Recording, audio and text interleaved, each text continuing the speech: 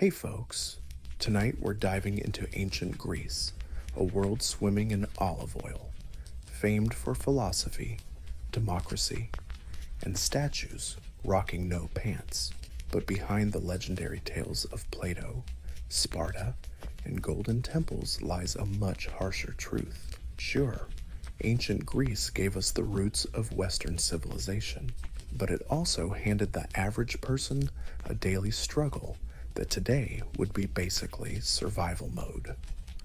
So, before you get comfy, take a sec to like the video and subscribe only if you actually dig what I'm doing here.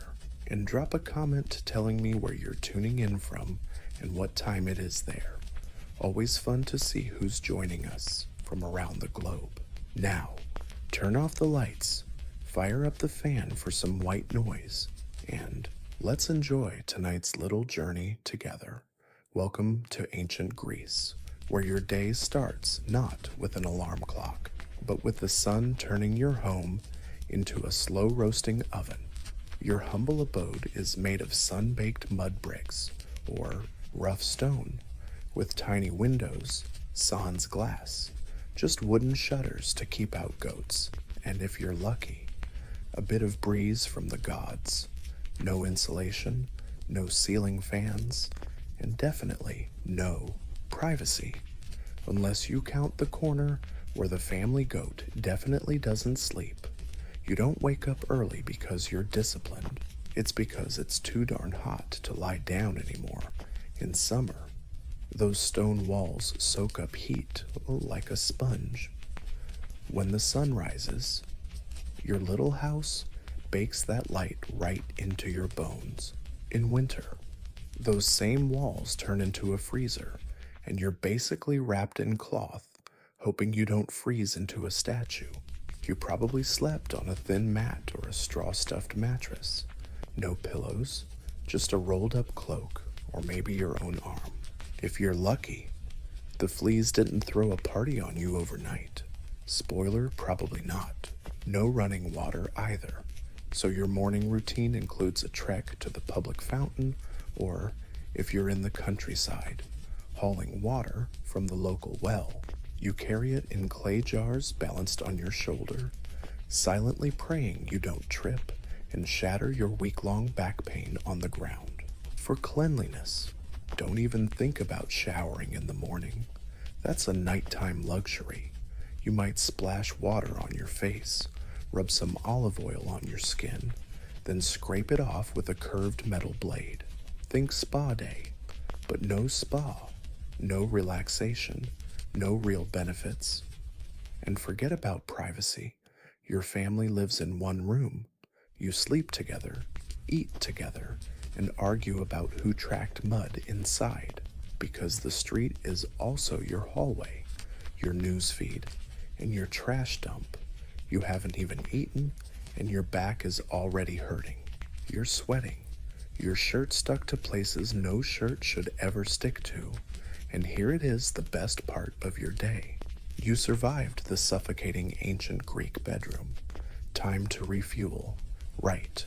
Welcome to breakfast in ancient Greece. A meal so basic, it makes modern intermittent fasting look like gluttony. Your first bite, barley bread. Old, so dense, and about as exciting as the dirt it was roasted on. It's called maza, made from ground barley mixed with water, flattened into a patty, and cooked on hot stones or last night's embers.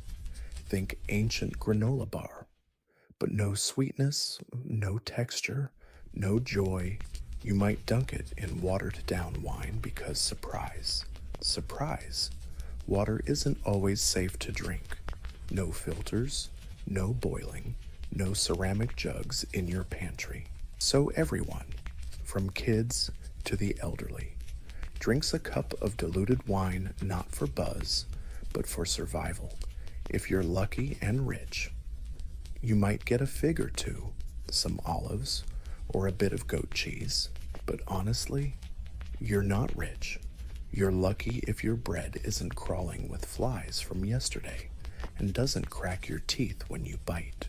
No coffee, no eggs, no fruit bowls, no honey unless you live near a nice beekeeper and know how to bribe him. Made from ground barley mixed with water, shaped into flat cakes and cooked on hot stones or last night's fire ashes. Think ancient granola bars, but without the sweetness, texture, or any fun. You could dunk it in watered down wine because surprise.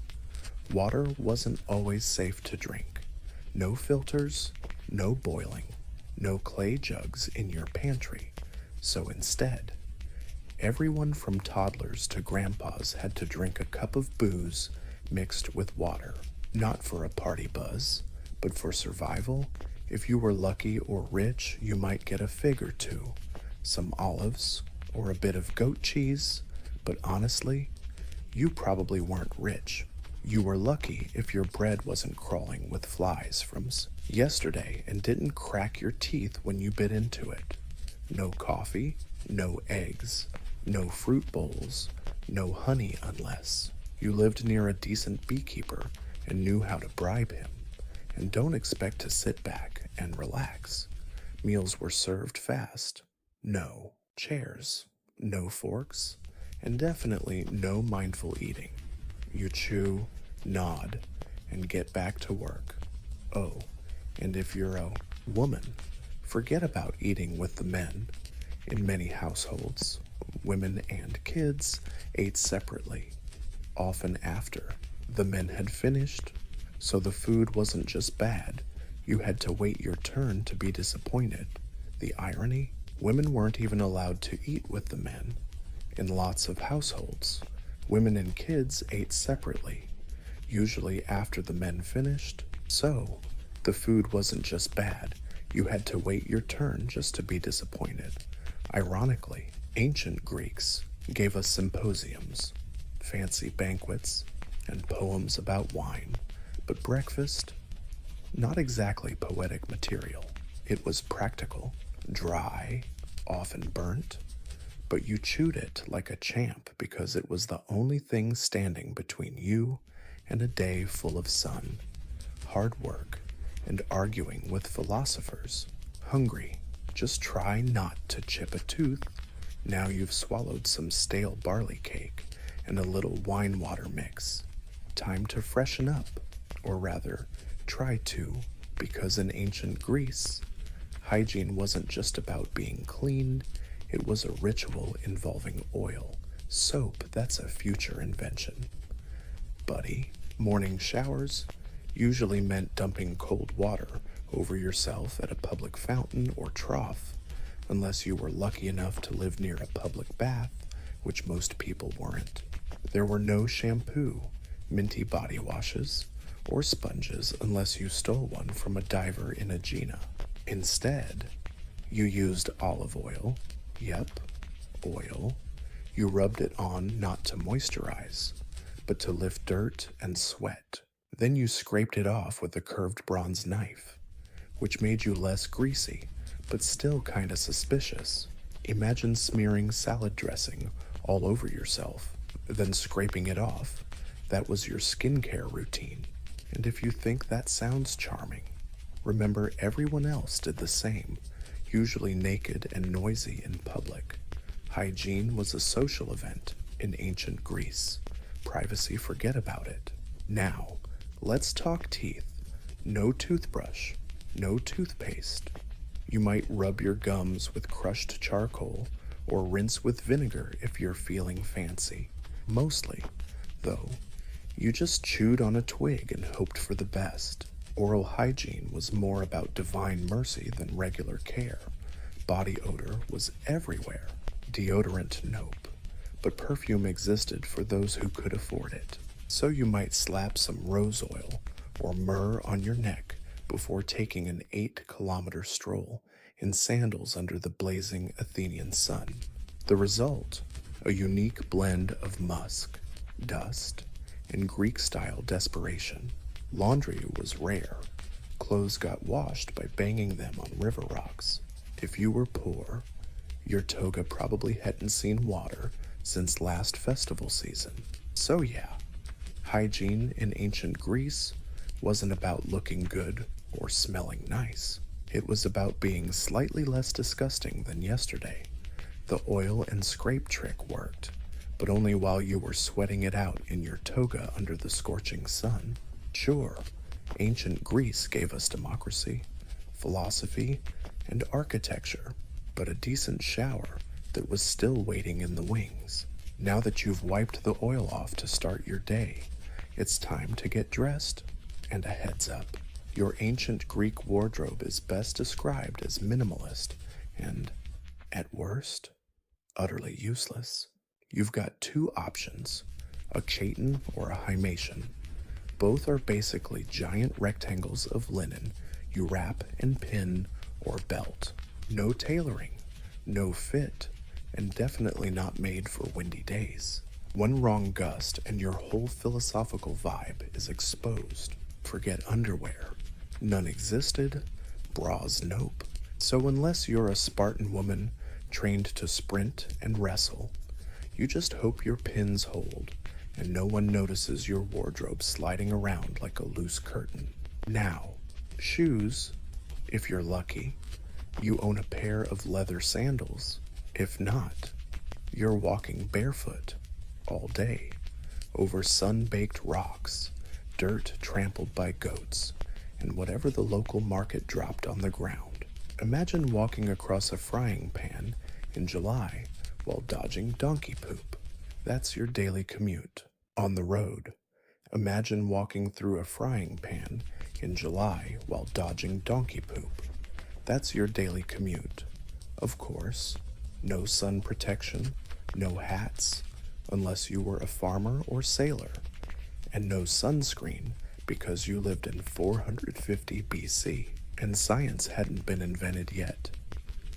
The Aegean sun, it doesn't care how deep your philosophy runs. It will roast you. By noon, your shoulders are burnt, your legs are filthy, and your linen cloak is stuck to you in 4 totally random places. And don't forget, public nudity wasn't shocking in Greek society. You might catch guys working out naked in the gym, or even politicians giving speeches in almost inseparable baseball caps. Now, if you were rich, your long robes might be dyed, maybe light purple or turmeric yellow, but most people wore dingy white or brown because dyes were expensive, and nobody wanted to waste nice colors on fishermen fixing nets for a living. So you stroll through the day like a sweaty, sunburned toga burrito, hoping your cloak pin doesn't pop off in front of the nuns. And the worst part? You've only finished half your work. Welcome to ancient Greece, where military duty isn't a job, it's a civic duty, a social expectation, and sometimes a one-way ticket to an early grave if you're a free male citizen, especially in Athens or Sparta. Congrats, you're automatically a soldier, whether you like it or not. By your teenage years, you're trained with wooden weapons and taught tight battle formations. The famous Greek tactic, stand shoulder to shoulder behind giant shields and pray your buddy doesn't trip, in Sparta. Boys started military training at age 7 under the brutal Agag system, a program that turned kids into warriors by starving, beating, and isolating them until only the toughest survived. In Athens, it was gentler but still mandatory. 2 years of training as a teen, then decades on call. You can't just say, I'm a thinker. Even philosophers like Socrates fought wars, not with witty comebacks, but real weapons. And there was always war, whether it was Sparta versus Athens, Athens versus Persia, Sparta versus everyone, or just neighbors squabbling over trade routes. Conflict was a lifestyle. Peace was just a break between invasions. Armor if you could afford it. You got a bronze helmet, breastplate, greaves, a round shield, and a spear. If not, best not to sit in the front row. Leather and cloth won't stop arrows. Everyone, or just some neighbor fighting over trade routes. Conflict was basically a lifestyle piece. Just a commercial break between invasions. Armor. If you were lucky enough, you'd get a bronze helmet, breastplate, greaves, a round shield, and a spear. If not, best not to sit front row. Leather and cloth. Yeah, good luck stopping any arrows with that. The worst part, you had to bring your own gear. Yep. Being a soldier was basically a DIY project. Pack your own bronze junk. The poorer folks had to beg, borrow, or fight with some lightweight gear, which in Greek basically meant you're probably gonna die first. And when not fighting, you were prepping, training, cleaning weapons, yelling at strategy meetings, or rowing your guts out for hours as part of the Navy. Because yeah, those triremes didn't row themselves. Nope. Fight for hours as part of the Navy. Because yeah, those triremes don't row themselves. No way. No health care for veterans. No pension. No therapy. Just scars, limping, and the occasional sloppy gravestone praising. Your virtue and bravery.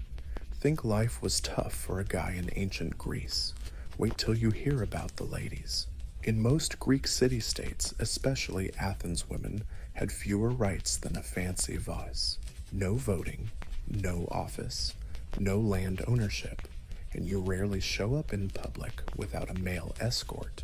If people saw you out too often, they'd start gossiping you're either a courtesan or, even worse, a Spartan. Let's start with your daily grind. Up before dawn to do housework. You spin wool, weave fabric, grind grain, fetch water, bake bread, manage slaves if you're lucky, and raise kids. You're the CEO of the household, but with zero pay, zero respect, and 0 days off. Your social life non-existent.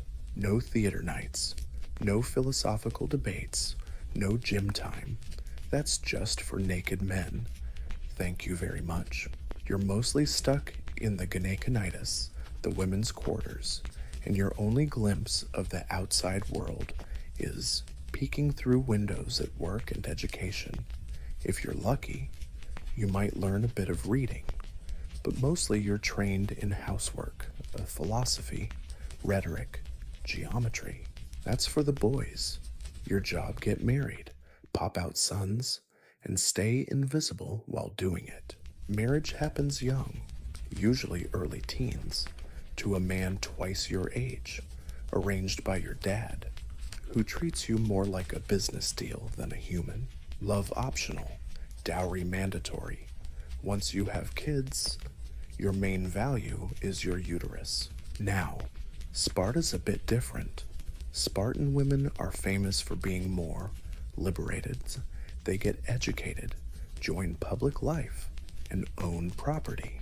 But before you get jealous, remember their freedom comes from a state-sponsored obsession with war and eugenics. Your main job as a Spartan woman: birth strong warriors or face shame. If your husband dies, don't expect a big inheritance. You can't remarry without permission. Your options shrink faster than your social circle, legally, socially, and often physically trapped. Sure, the Greeks worship powerful goddesses like Athena, Artemis, Hera, but real women, they had to stay silent, stay home, and out of sight. Ancient Athens gets a shout out as the birthplace of democracy. And technically, that's true, but before you get all excited, understand you probably weren't allowed to join in. Most Athenians were actually excluded.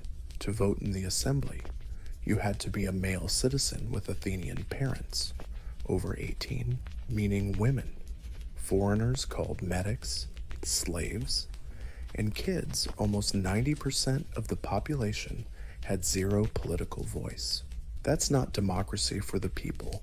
It's democracy for a very specific club of sunburned, sandal-wearing dudes. If you did qualify, you not only voted, but were expected to show up regularly. Laws were proposed, debated, and passed at huge meetings with thousands of citizens. No professional politicians here. Every qualified man was a lawmaker, juror, and overconfident amateur. You could even be randomly picked for powerful roles like treasury manager or juror through a lottery system. Sounds fun, right? No red carpet voting here. You weren't just allowed to vote, you were expected to show up regularly. Laws were proposed, debated, and passed in huge meetings with thousands of citizens. No professional politicians. Just every qualified man, doubling as legislator, juror, and overconfident amateur. You might even get randomly picked to run the treasury or serve on a jury through a lottery system. Sounds fun, right? Until you remember there's zero qualifications. One day, your fishmonger might be in charge of military logistics. Your uncle, who still believes in sea monsters, could be judging a murder trial tomorrow.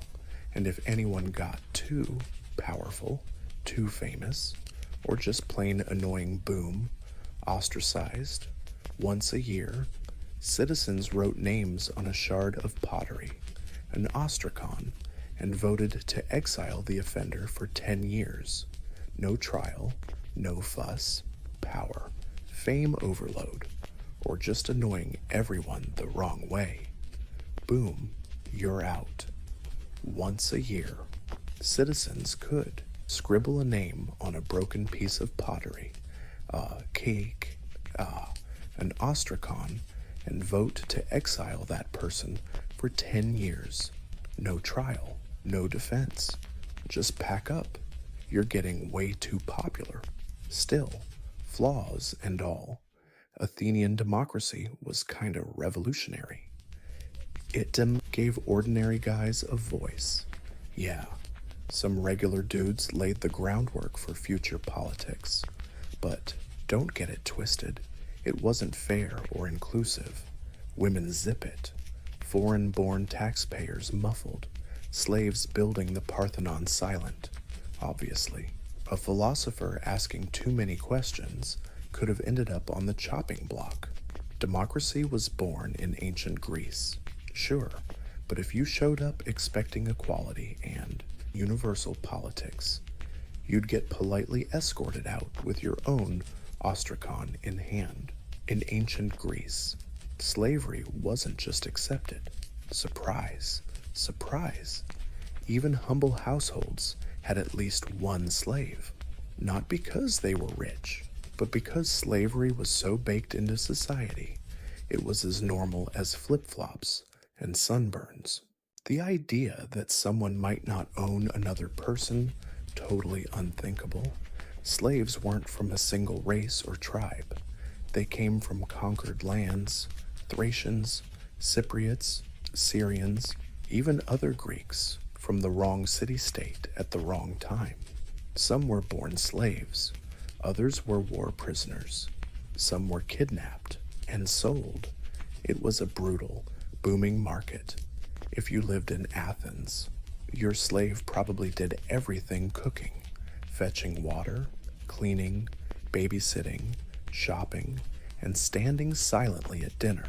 Some even ran the business or managed the household while their owners kicked back at the assembly, sipping watered-down wine and debating abstract stuff like justice.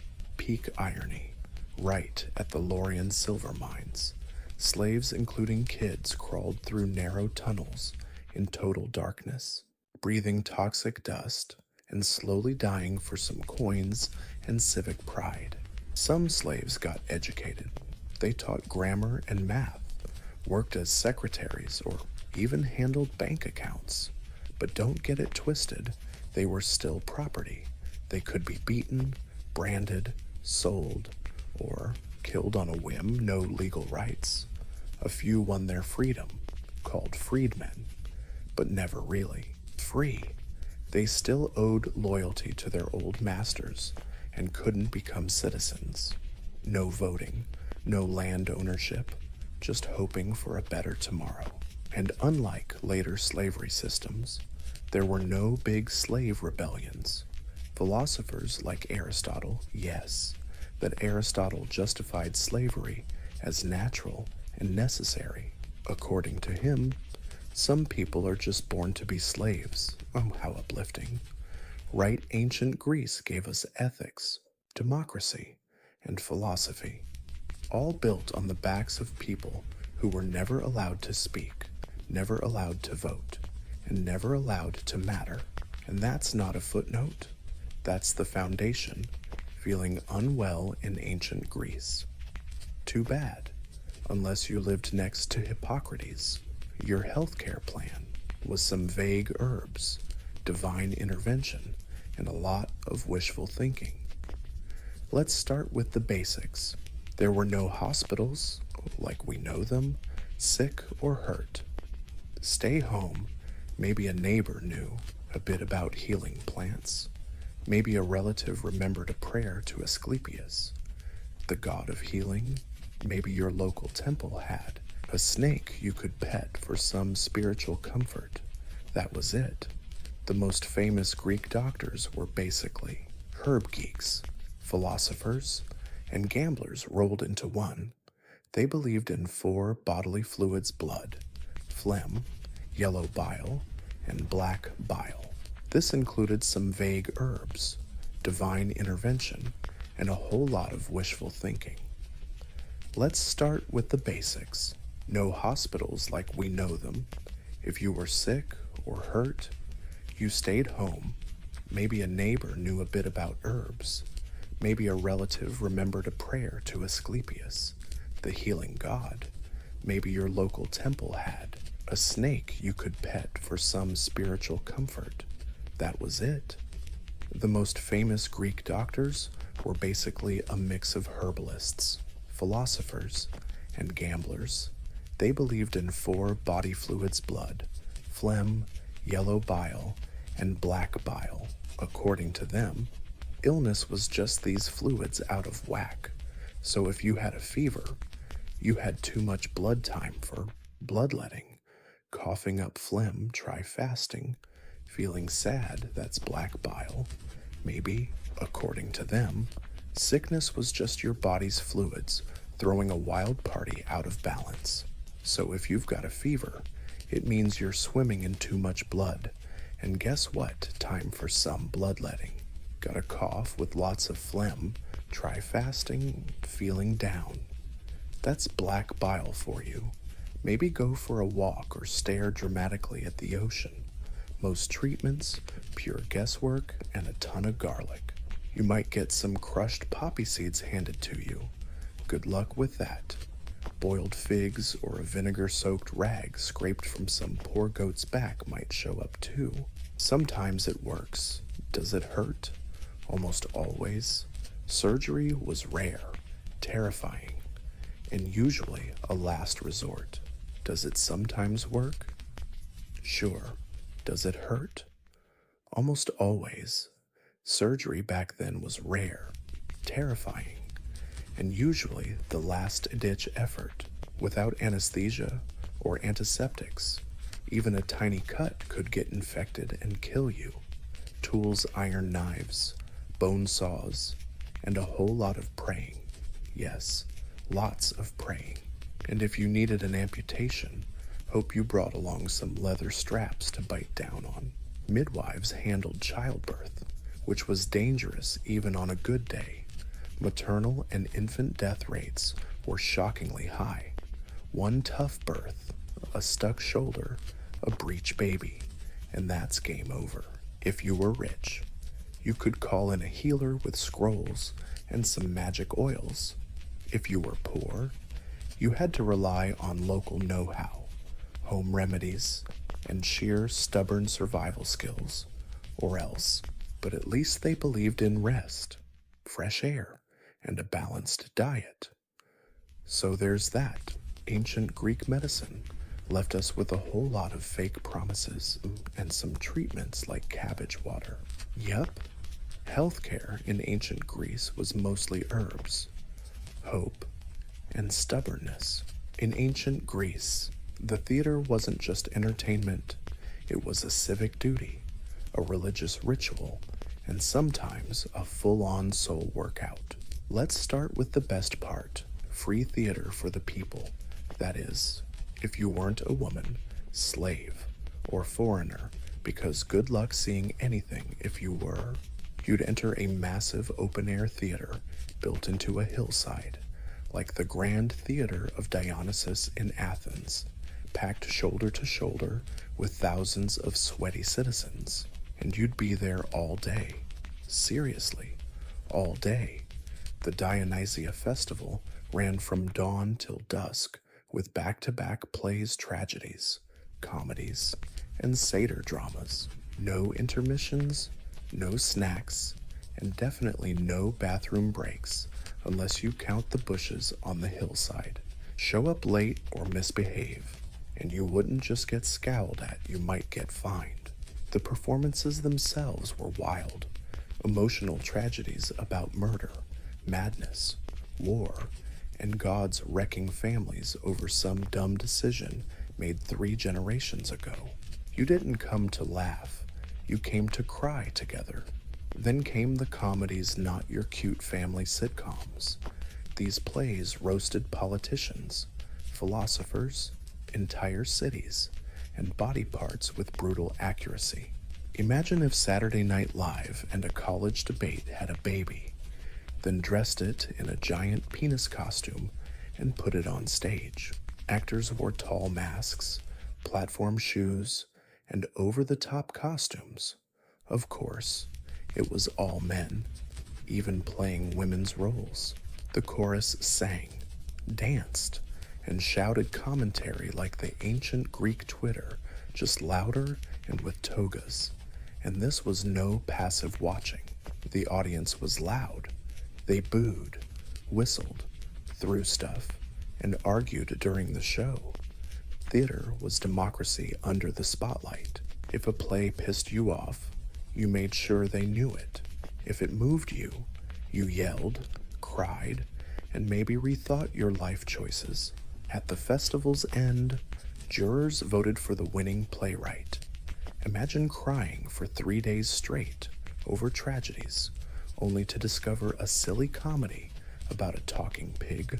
God won the prize. Classic ancient Greece. Yep, in the theater, you never just watched. You participated and maybe even threw an olive or two. So you survived a long day of tragic plays.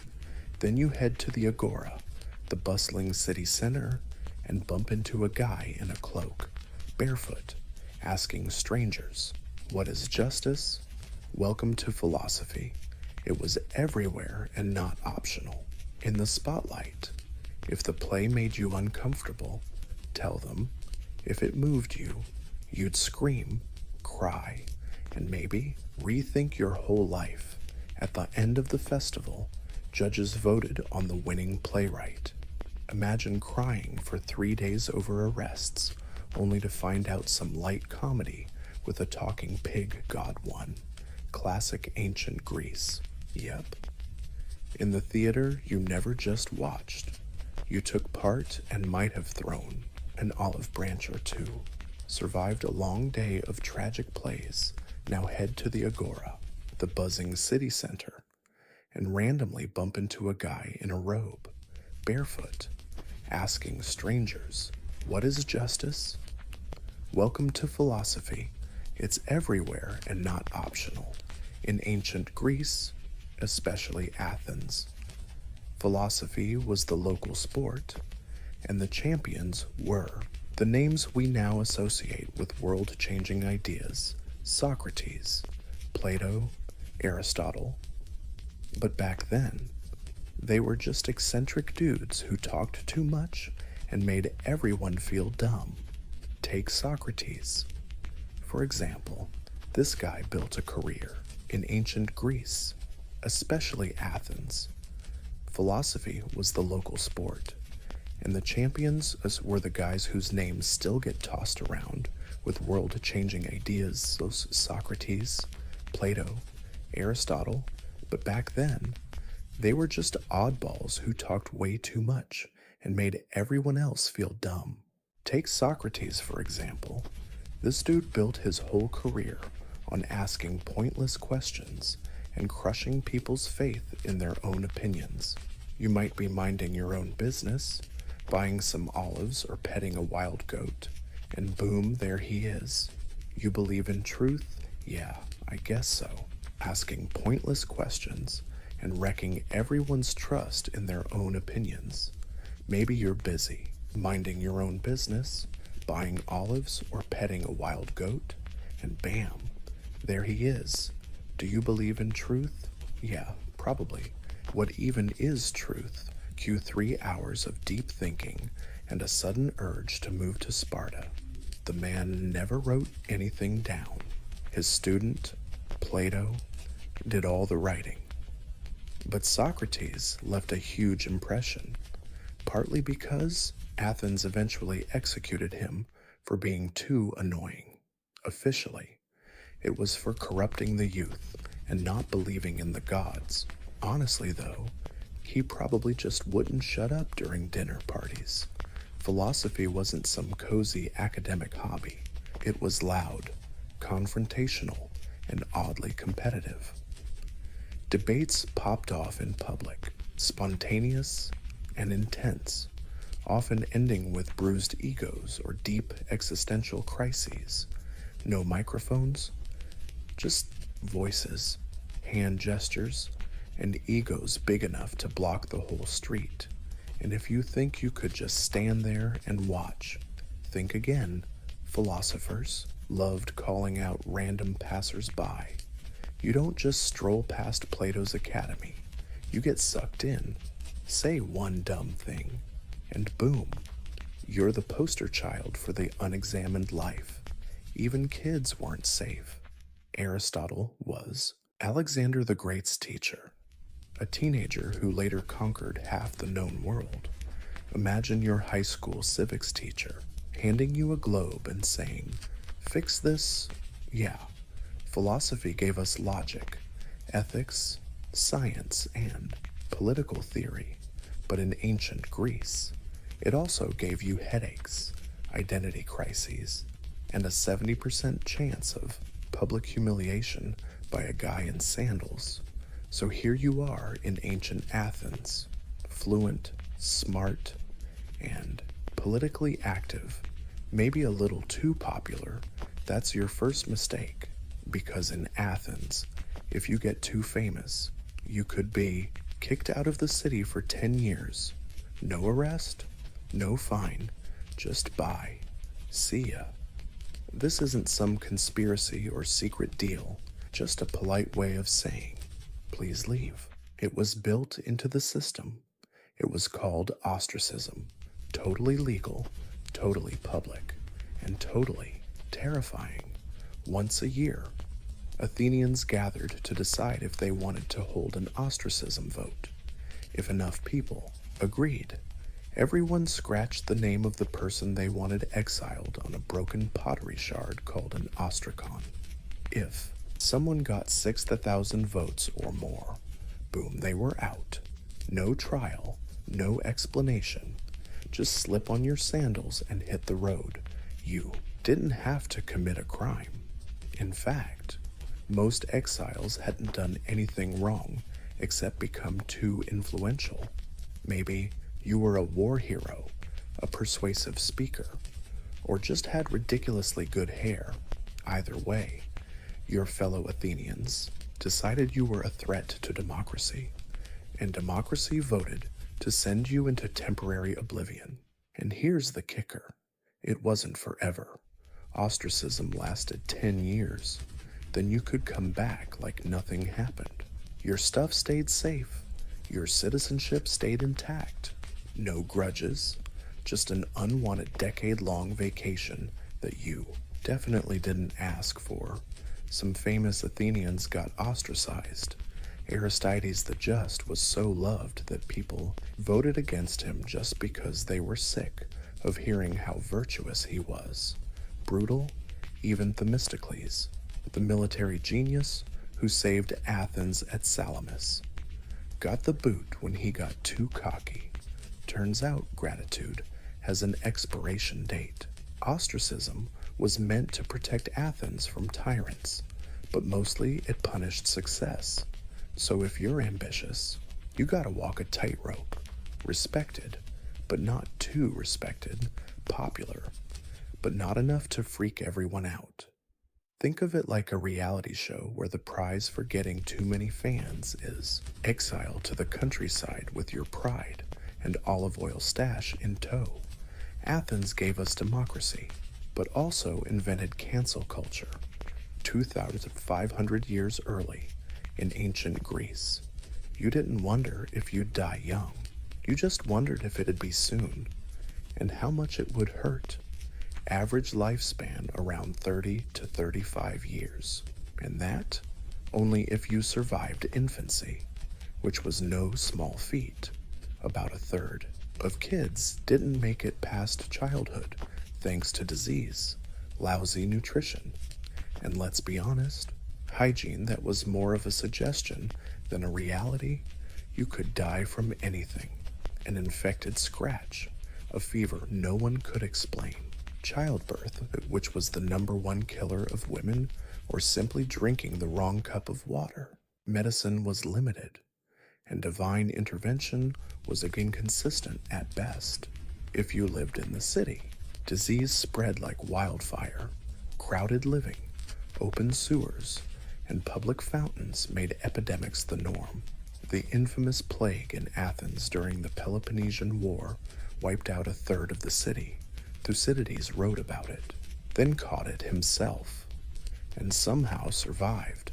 Most people weren't so lucky. Constant war, if you were a man. Odds were good you'd die with a spear in hand or rowing a ship. Even if you didn't die in battle, wounds usually got infected and killed you within days. No antibiotics, no stitches, just hope and garlic compresses. And there was always the chance you'd tick off a god. Forget sacrifice, mock a statue in a temple, or badmouth Zeus after 3 drinks, and you might find yourself on the wrong end of a lightning bolt, a plague, or a spontaneous stampede of goats. Burial rites were a big deal if your family couldn't afford a decent funeral, with coins for the ferryman and rituals to ensure you rested in the afterlife. You might be left outside the city walls, unmarked, forgotten. That wasn't just sad, it was spiritually dangerous. Greeks believed unburied souls wandered, the ferryman and rituals, to make sure you get a nice rest in the afterlife. You might end up left outside the city walls, with no trace, and forgotten. That's not just tragic, it's spiritually nightmare fuel. The Greeks believed unburied souls wandered forever, stuck between worlds. Death was anything but poetic. It happened every day, and it didn't care about your philosophy, beauty, or lineage. You could be a slave, a general, or a poet and still die from a moldy fig or a vicious mosquito.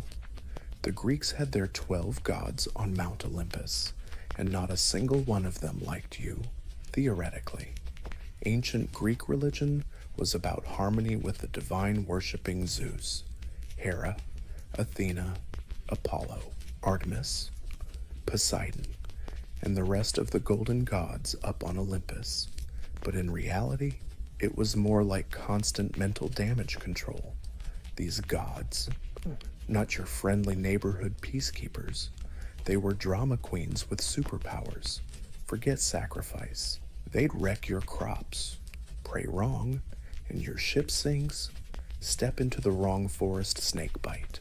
Plague, famine, pick your poison. These gods didn't just want loyalty. They demanded perfect timing, flawless rituals, and total obedience. You don't just pop into a temple every week. You've got daily rites, ancestral altars, seasonal festivals, and civic ceremonies before planting your crops. You pray to Data heading into battle. Send Ares off on a sea voyage. Better pour some wine for Poseidon, and maybe throw in a goat for good measure. Every god had their likes and grudges. Apollo could protect your city unless your grandpa offended him once. Then congratulations, you're cursed until further notice. Hera's the goddess of marriage, but she's also the queen of making mortal women's lives miserable if Zeus even glances at them sideways. Athena rewards wisdom and turns people into spiders. Normal stuff. And if the Olympian gods aren't enough to freak you out, there were nymphs, satyrs, spirits, river gods, and monsters lurking everywhere. Step on the wrong sacred patch, and suddenly, your left foot belongs to a grudge-holding forest goblin. But worse, you never know why bad stuff happens. Was it a botched offering, bad timing? Did you offend a god in your sleep? Maybe it was your cousin or your great-grandpa's, doesn't matter. The gods work in mysterious, very private ways. Still, despite all the nightmares, Greek religion seeped into every part of life, from politics to childbirth to the Olympics. Sure, you feared the gods, but you were also totally dependent on them. Their temples were city landmarks. Their festivals were national holidays. Their myths explained everything from lightning bolts to love. You don't believe in God out of faith. You believe because, well, survival instincts. So after all the sunny homes, barley breakfasts, blistered feet from sandals, wars, plagues, gods, and goat-related injuries, let's ask the real question. Could you survive a day in ancient Greece? Honestly, no. You'd throw in the towel before lunch. The heat, the diet, the constant threat of war or divine punishment would wipe your toga selfie dreams off your face. You're not used to hauling water before breakfast or squatting over a pit next to a goat inside a temple. You'd miss running water, aspirin, and the right to complain without getting hit by a shard of pottery. Maybe you like the idea of living among marble statues, brilliant philosophers, and epic poets. But guess what, that was the top 1% of ancient Greek society. For everyone else, it was backbreaking work, limited rights, and funerals on speed dial.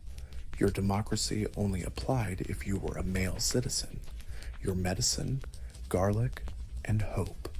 Your gods were constantly pissed off.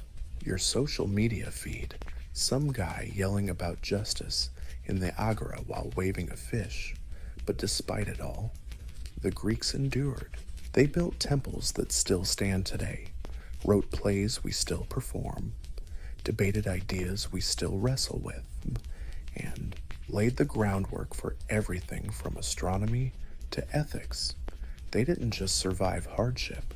They created civilization sweating their butts off. Clearly, could you survive a day in ancient Greece honestly? No, you'd be done before lunch. The heat, the diet, the constant threat of war or divine punishment would wipe your toga selfie dreams right off your face. You're not used to hauling water before breakfast or squatting over a hole in the ground next to a goat in a temple. You'll miss running water, aspirin, and complaining without fear of being exiled by a shard of pottery. Maybe you'd like the idea of living among marble statues, brilliant philosophers, and epic poets. But guess what? That was just 1% of the ancient Greek population. For everyone else, it was hard labor, limited rights, and frequent funerals. Your democracy only counted if you were a male citizen. Your medicine, garlic, and hope. Your gods were constantly pissed off. Your social media was a guy yelling about justice in the agora while waving a fish. But despite all that, the Greeks still endured. They built temples that still stand today, wrote plays we still perform, debated ideas we're still wrestling with, and laid the groundwork for everything from astronomy to ethics. They didn't just survive hardship, they made civilization sweat and all. You wouldn't survive. But they did, not because life was easy, but because civilization was built dripping in sweat and tears. You wouldn't last a day, but they did, not because life was a breeze, but because they figured out how to make sense of chaos. They questioned everything, fought like maniacs, wrote brilliantly, died young, and somehow still shaped the modern world. So no, you probably won't survive your first heat stroke, goat bite, or that first philosophy lesson on the street. But if you somehow manage to adapt, endure, and actually listen, you'll find yourself standing among some of the most passionate, stubborn, and gloriously flawed folks history has ever seen. And guess what? They won't judge you for trying. They'll just hand you a cloak, point at Amphui, and say, "Here you go, kid. Good. Now take it up the hill." It all starts with death and betrayal. Prasutagus, king of the Iceni tribe in what's now eastern England, was pretty good at playing the Roman game. He walked a tightrope for years, ruling as a client king under Rome's watchful eye. He got wealth, autonomy, and peace as long as he stayed useful to the empire. But when he died around 60 AD, he left a will meant to protect his people. He named the Roman emperor as co-heir along with his 2 young daughters, hoping this loyal gesture would secure their safety and sovereignty. Spoiler alert, he was wrong. Rome didn't respect that wish. Rome didn't negotiate. Rome took over. Without a second thought, the Roman authorities fully annexed the Iceni kingdom. Their soldiers stormed in and seized everything land, livestock, homes, and treasure. But stealing property wasn't the worst crime. What they did next turned political insult into a personal hell. They publicly flogged Queen Boudica, not just to humiliate her, but to send a message, "You're nothing." And if that wasn't enough, they assaulted her daughters right in front of her. This wasn't just repression, it was psychological warfare designed to break a person's spirit. But it didn't break Boudica, it forged her. The Romans thought they'd crushed a small tribal woman beneath their boots. What they did was awaken a lioness, a queen who would turn her pain into vengeance, a mother with fury enough to burn down entire cities, a woman reminding Rome that even empires bleed. News of this brutality spread fast across Britain. Other tribes listened. They remembered their own shame, lost lands, and sons killed in Roman campaigns. Rome thought the tribes were divided and scattered, but at that moment, they shared one thing: Boudica's rage. What began with Rome's violation of one queen would soon have this empire trembling in fear. They broke a treaty, broke a family, and in doing so, shattered the illusions of Roman invincibility in Britannia. This wasn't just a mistake, it was the spark that lit one of the fiercest rebellions Rome ever faced.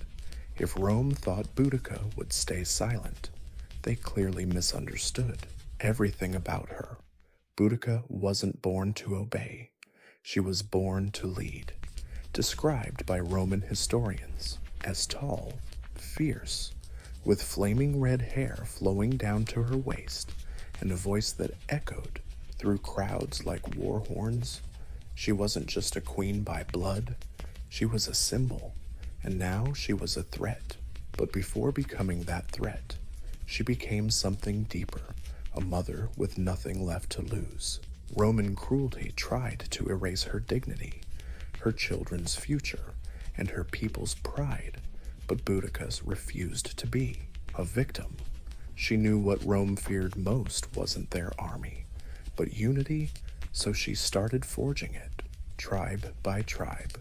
First, the Trinovantes, once powerful before Roman oppression through taxes, land grabs, and slave labor.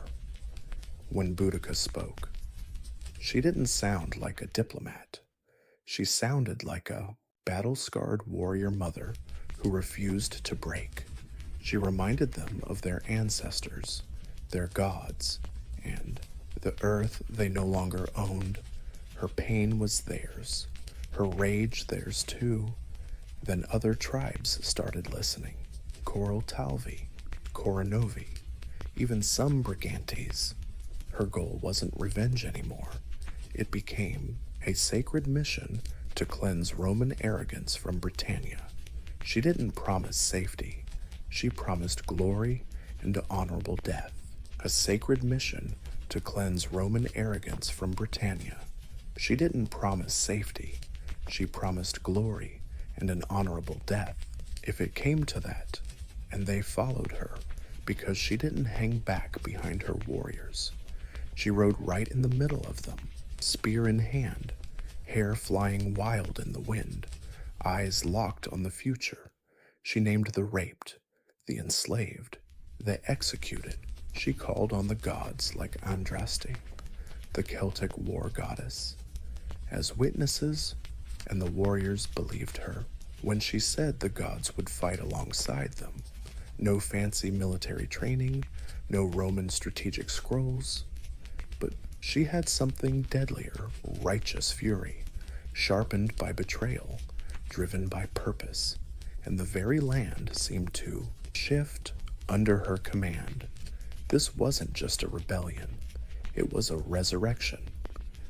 The Queen Rome thought she'd broken was now the spearhead of a movement that would soon make the empire shiver, and she was just getting started.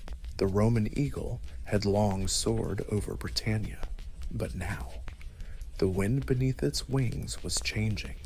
Boudica's rage wasn't a wildfire. It was a brewing storm with a terrifying purpose, and storms need fuel. That fuel came from thousands of Britons who had waited years, even generations, for someone to challenge the empire, someone who didn't speak Latin, but spoke in blood and iron. She gave them that voice. It all started with war councils held beneath sacred forests and moonlit hills. Boudica didn't sit on a throne. She stood on the ground with everyone else. She listened to the rage of tribal elders, the grief of mothers, and the chants of druids reading omens in the sky. They all spoke one truth. Rome had gone too far. Now it was time to fight back. Warriors from the Trinovantes came armed with spears, slings, and ancient battle hymns. Aine added cavalry swift horsemen with wild hair and fearless faces. Other tribes joined with axes, swords, and torches. Even women took up arms. Inspired by their queen, this wasn't just an army forming, it was a Celtic identity coming back to life. But Rome had trained legions, professional soldiers, armed, disciplined, and deadly. Boudica had to make up for that with numbers, local knowledge, and something Rome could never teach: hatreds forged in humiliation. Before long, Boudica's army swelled to tens of thousands. Farmers became fighters, hunters turned killers, former Roman slaves, and abused tribal allies switched sides. They weren't soldiers fighting for money. They fought for memory, revenge, and the right to raise kids without chains. She gave her first speech among many to come, Later, Roman historians recorded her words, biases and all, but what echoes through time is crystal clear. She swore to win or die. No surrender, no submission, no turning back. Then came the first target, Camulodunum, once a Briton fortress, now a Roman colony with temples, statues, and villas. The Temple of Claudius stood as an insult, a shrine to the emperor who conquered them, to Boudica and her warriors. This place wasn't sacred. It was a provocation, and it would be the first to fall. The tribes no longer whispered rebellion. They marched, furious, led by a queen who refused to kneel. Camulodunum never stood a chance. The once proud Roman colony became the symbol of everything Boudica's people despised. The streets echoed not with tribal songs, but Latin slogans. Its buildings rose on sacred ground, and looming above all was the Temple of Claudius, a marble monument built with forced labor, glorifying the emperor who subjugated the Britons. To Rome, it was a monument. To Boudica, it was a target. She gave the order. What happened next wasn't a siege. It was an execution.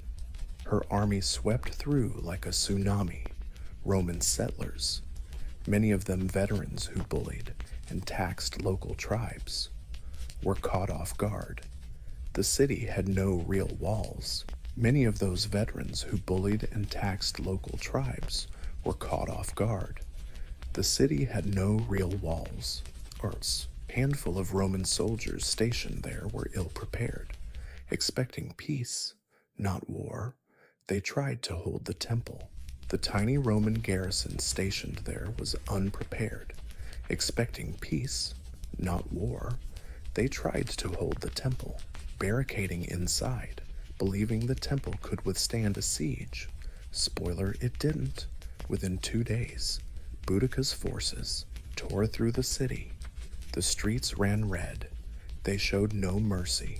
Men, women, children, all slaughtered. Boudica's war wasn't just military, it was personal. Her warriors smashed Roman statues, burned villas, and unleashed fury on the very symbols of occupation. The temple went up in flames, the roof collapsing in a fiery storm that darkened the sky for miles. Survivors were rare, and those who escaped carried horror stories that made the Romans shiver. This rage wasn't random, it was deliberate. These were people who'd had their homes stolen, gods mocked, daughters sold. Now, they wanted their stolen goods back with interest. Roman officials sent desperate pleas to Governor Suetonius, hundreds of miles away in Wales, to crush another rebellion. But when news came that Camulodunum fell, all that remained was ash, a wiped-out colony, dead citizens, and the wildfire of revolt growing stronger. Boudica didn't stick around to celebrate. No time for that. She knew Rome would strike back, and hard, so she kept moving forward, knowing each victory fueled her fire. Next stop, a bigger, richer, even more vulnerable city, London. If Rome hadn't taken her seriously before, they sure would now. Camulodunum was just the warm-up, but revenge hadn't peaked yet. Not until the heart of the empire in Britannia felt the burn. Londinium was the crown jewel of Roman Britannia, founded just 17 years earlier. It had grown into a bustling commercial and administrative hub. Merchants flooded the markets from across the empire. Officials did royal bidding under tiled roofs. Wealth flowed down the streets like water, but as Boudica's army closed in, that wealth turned into panic. Governor Suetonius, rushing back from Wales with a small force, arrived just before the uprising.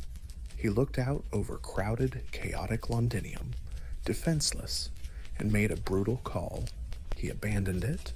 Other Roman legions were too far away to help. Suetonius couldn't risk his limited troops in a city that couldn't be defended, so he retreated, taking whoever could run, leaving behind the old, the sick, the stubborn, and those too slow to believe a woman-led army could beat Rome. They were about to learn differently. Boudicca's army stormed Londinium like lightning. No walls to scale, no gates to break. The city was wide open, and she made it bleed. Her warriors poured through the streets with the fury of generations. They didn't loot. They didn't occupy. They annihilated. The killing was methodical. Romans were dragged from their homes, entire families massacred, some stabbed through, others burned alive in temples. No mercy, no Roman symbols, no occupation. They exterminated them. Killing was systematic. Romans were dragged from their homes, entire families wiped out. Some were stabbed through, others burned alive in temples. No mercy, no Roman symbol left standing. Villas torched, warehouses ablaze. Smoke billowed miles away, curling black against the English sky. This wasn't just a massacre. It was a statement. The message Rome isn't invincible.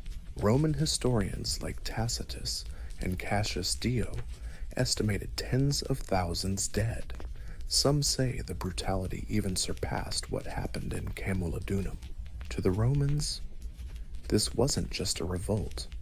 It was doomsday, and Boudica, she crushed it all. This wasn't just a rebellion. It was the apocalypse, and Boudica, she outdid them all. She didn't hide behind generals. Nope. She led from her chariot, flanked by her daughters. She watched the empire's pride crumble beneath her feet. This wasn't senseless violence. For her, it was justice for what Rome had done, for her family, her people, and her land, and she wasn't done yet, because right ahead lay another Roman hub, Verulamium, and beyond that, Rome's full-on revenge. Rome had dealt with rebellions before. They'd fought wars across continents, but never anything like Boudica. She wasn't some tactical genius general.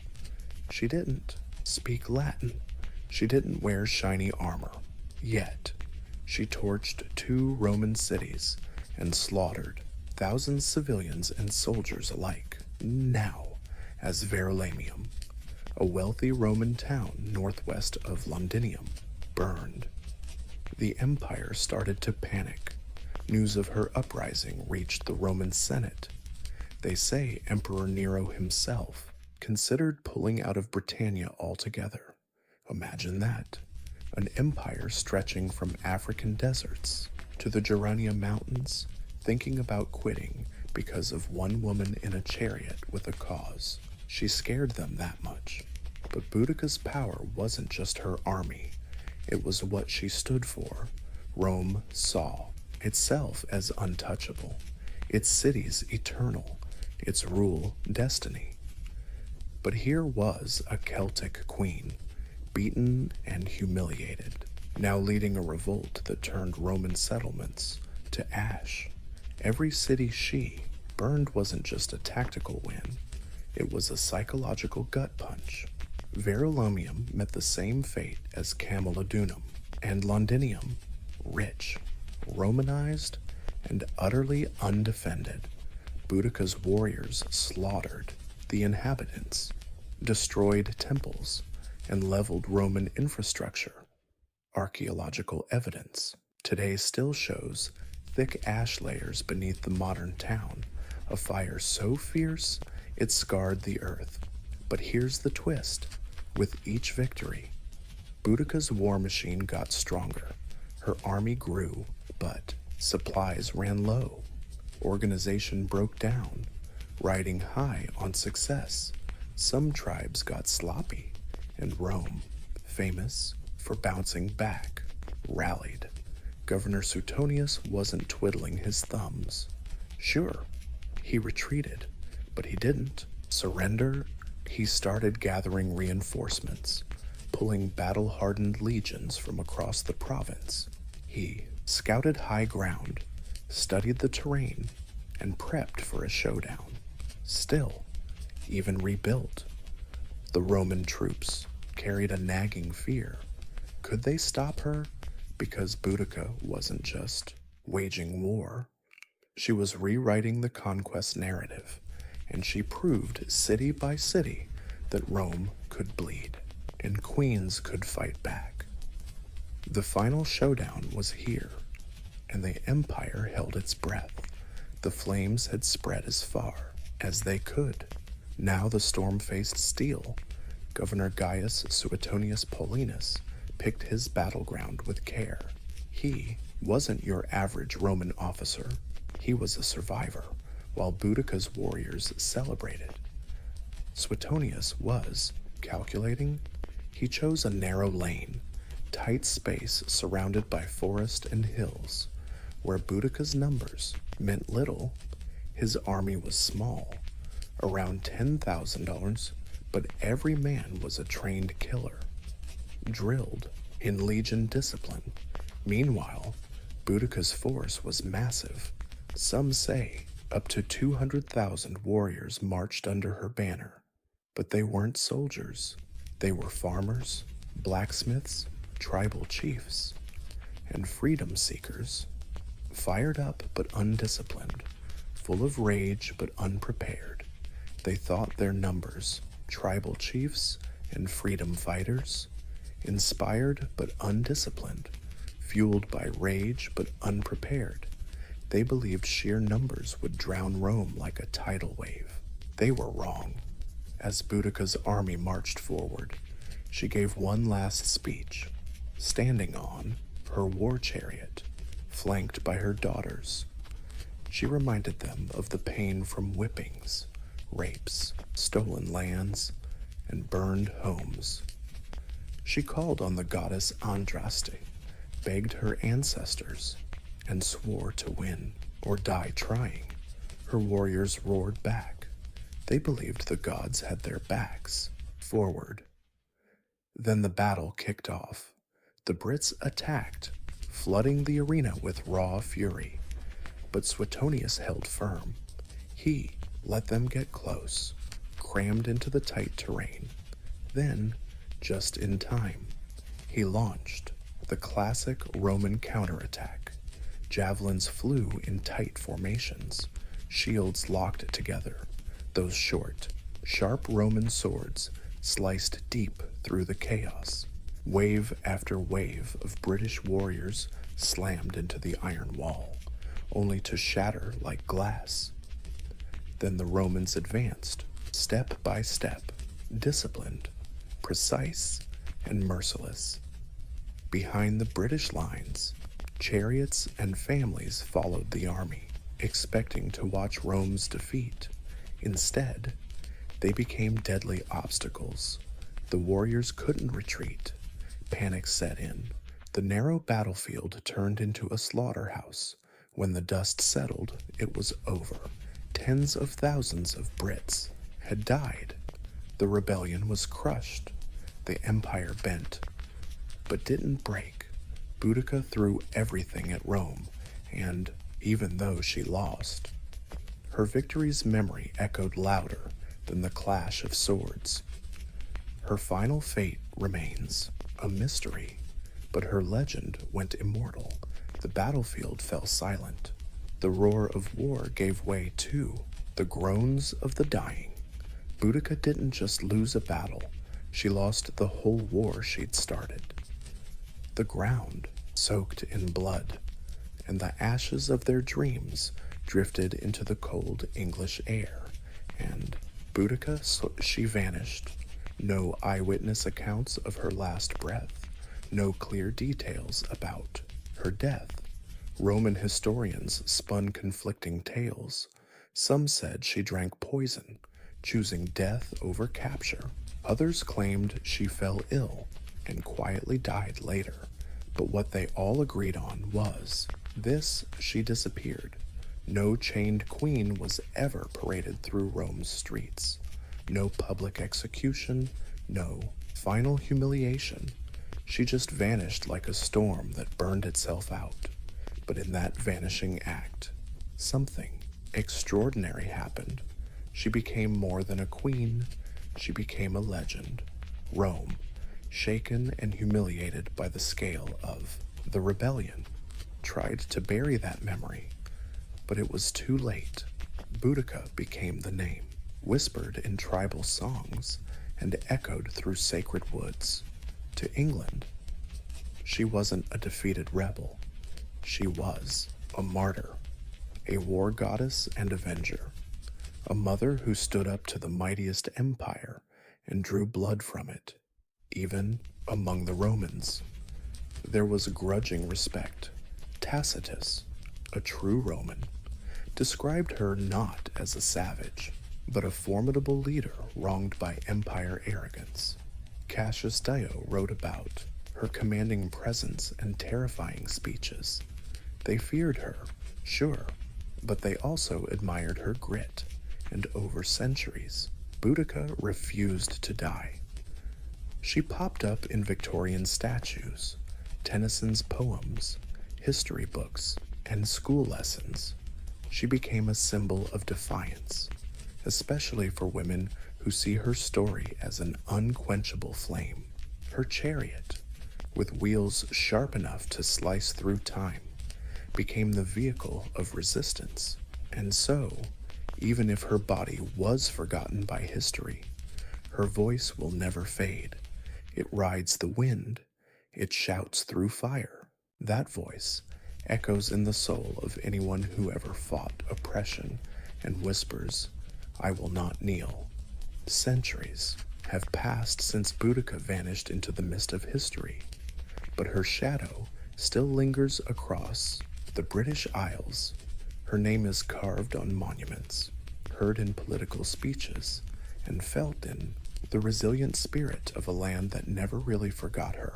In London, near Westminster Bridge, a bronze statue shows her standing on a war chariot, flanked by her daughters, eyes fixed on the horizon, wheels raised in defiance. Below her, traffic roars and tourists wander clueless, stepping right past history in the echo of her rebellion's roar. But her legacy isn't just a bunch of statues. The real deal is what she stood for. Boudica became bigger than all her battles combined. She turned into the eternal question every empire, every oppressor, every ruler who forgot the power of the people has to face. What happens when the silent rise? She wasn't perfect. Her rebellion was soaked in blood and carnage. Tens of thousands died by the hands of her warriors.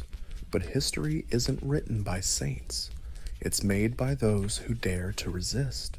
And resistance is rarely squeaky clean. Still, what Boudica endured wasn't just fighting Rome. It was the fire she lit in human imagination. A woman who lost everything but stood tall. A queen who refused to be defined by an empire and tried to shatter it. A mother who turned her pain into a sword. Modern historians keep debating her exact role, choices, and motives. But ask any English person who Boudica is, and they won't quote footnotes. They'll tell you she's the queen who made Rome bleed, the woman who united warring tribes, a warrior who taught the world dignity can rise even from ruins. And in that, she becomes more than history. She's a symbol of rebellion, courage, and an unshakable will to be free. Because even when Rome rebuilt cities and redrew maps, they couldn't erase her. Her fire still burns in every fight against tyranny, every voice daring to say no, and every soul that had rather die standing than live on its knees. Boudica may be gone, but her legend lives on. Back in the day, sickness was never random. It wasn't just bacteria, viruses, or rogue cells. Those explanations took thousands of years to show up. In the ancient world, illness wasn't just about a weak body, it was a sign of a deeper mess. A breakdown in the balance of body, mind, soul, and nature in Mesopotamia. Sickness was often seen as divine punishment. If someone got sick, people believed they'd pissed off the gods, broken taboos, or caught a curse. Diagnosis didn't start with symptoms, but with questions. What did you do? Who did you anger? Priests and healers worked together, reading omens, chanting spells, and prescribing rituals alongside herbal remedies. In ancient China, balance was more systematic, wrapped up in yin-yang, and the five elements. Health was about harmony between opposing forces, too hot or too cold, too dry or too damp. Any imbalance could throw the body off. Traditional Chinese doctors didn't just treat a cough. They asked when the pain started, what time of day it got worse, and what emotions tagged along. Healing was holistic. Herbs, acupuncture, and diet changes were tools to rebalance the internal universe. Over in Greece, Hippocrates tossed out the idea that gods punished people with disease, but he still saw health as harmony. His theory of four humors, blood, phlegm, yellow bile, and black bile, dominated Western medicine for centuries. Each humor linked to a temperament and an element. Too much or too little of any caused physical symptoms and personality shifts. For example, a gloomy person was thought to have too much black bile. Across cultures, one thing stayed constant: health means wholeness, not just pain-free, but balanced. Whether it's the doshas in India's Vedas or spiritual possession in African healing traditions, ancient folks got that humans aren't lone creatures. We're part of nature, and nature fights back when disturbed. So, when healers laid hands on the sick, they weren't just checking for physical signs. They were tuning into imbalance, intact, not just pain-free, but balanced. Whether it's the dosha's concept from India's Vedas or spirit possession beliefs in African healing traditions, ancient folks got it. Humans aren't lone wolves. We're part of nature, and nature fights back when messed with. So when ancient healers laid hands on the sick, they weren't just checking for physical signs. They were tuning into imbalance, and they believed healing meant handling invisible forces as carefully as you'd treat visible wounds. In the land of pyramids and pharaohs, medicine was both science and magic. Ancient Egyptian healers called physical wounds. In the land of pyramids and pharaohs, medicine was both science and sorcery. Ancient Egyptian healers, called Swagodabalu, were not just doctors. They were sacred middlemen between the body and the gods. Their medical methods were highly advanced, but wrapped up in rituals and magic. To Egyptians, bodies could bleed, bruise, and break. But sickness, it was never just physical. The souls, gods, and even the afterlife played a role in every illness. Most of what we know comes from, all played a part in every illness. Most of what we know comes from medical texts like the Ebers Papyrus, dating back to around 550 BC. This ancient scroll contains hundreds of remedies for everything from toothaches to tumors. Egyptian doctors performed surgery, set bones, treated infections, and drained abscesses with bronze tools sterilized by fire. They knew how to check pulses, analyze urine and stool for diagnosis, and used all kinds of herbs, many still in use today. But no treatment even started without the gods' blessings. People believed Thoth gifted humanity the secrets of healing. Sekhmet, the lion-headed goddess of war and plagues, was both feared and worshipped. She could unleash epidemics or bring healing. People often read spells to patients while applying herbs. Words had power. These spells weren't just mumbo-jumbo. They were medicine made of sound. One of their greatest tools was honey, used as a disinfectant long before bacteria were even a thing. Wounds were bandaged with honey, sometimes mixed with pine resin or linen fibers. Garlic and onions were prescribed to protect heart health. Castor oil worked as a laxative. Even moldy bread was slapped onto infected wounds, a crude antibiotic way ahead of its time by centuries. Egyptian doctors treated not just common folk, but royalty too. Their skills were respected worldwide. Nearby civilizations sought out Egyptian docs for tough cases. In a way, they were the OG specialists. Some focused on stomachs, others on eyes, or even mental suffering. But across all their knowledge, there was no split between matter and spirit. A fever could come from a Nile mosquito or an angry ghost. Healing the body meant pleasing the gods, purifying the soul, and restoring sacred balance. For ancient Egyptians, the healer's real job wasn't just curing illness, it was restoring cosmic order.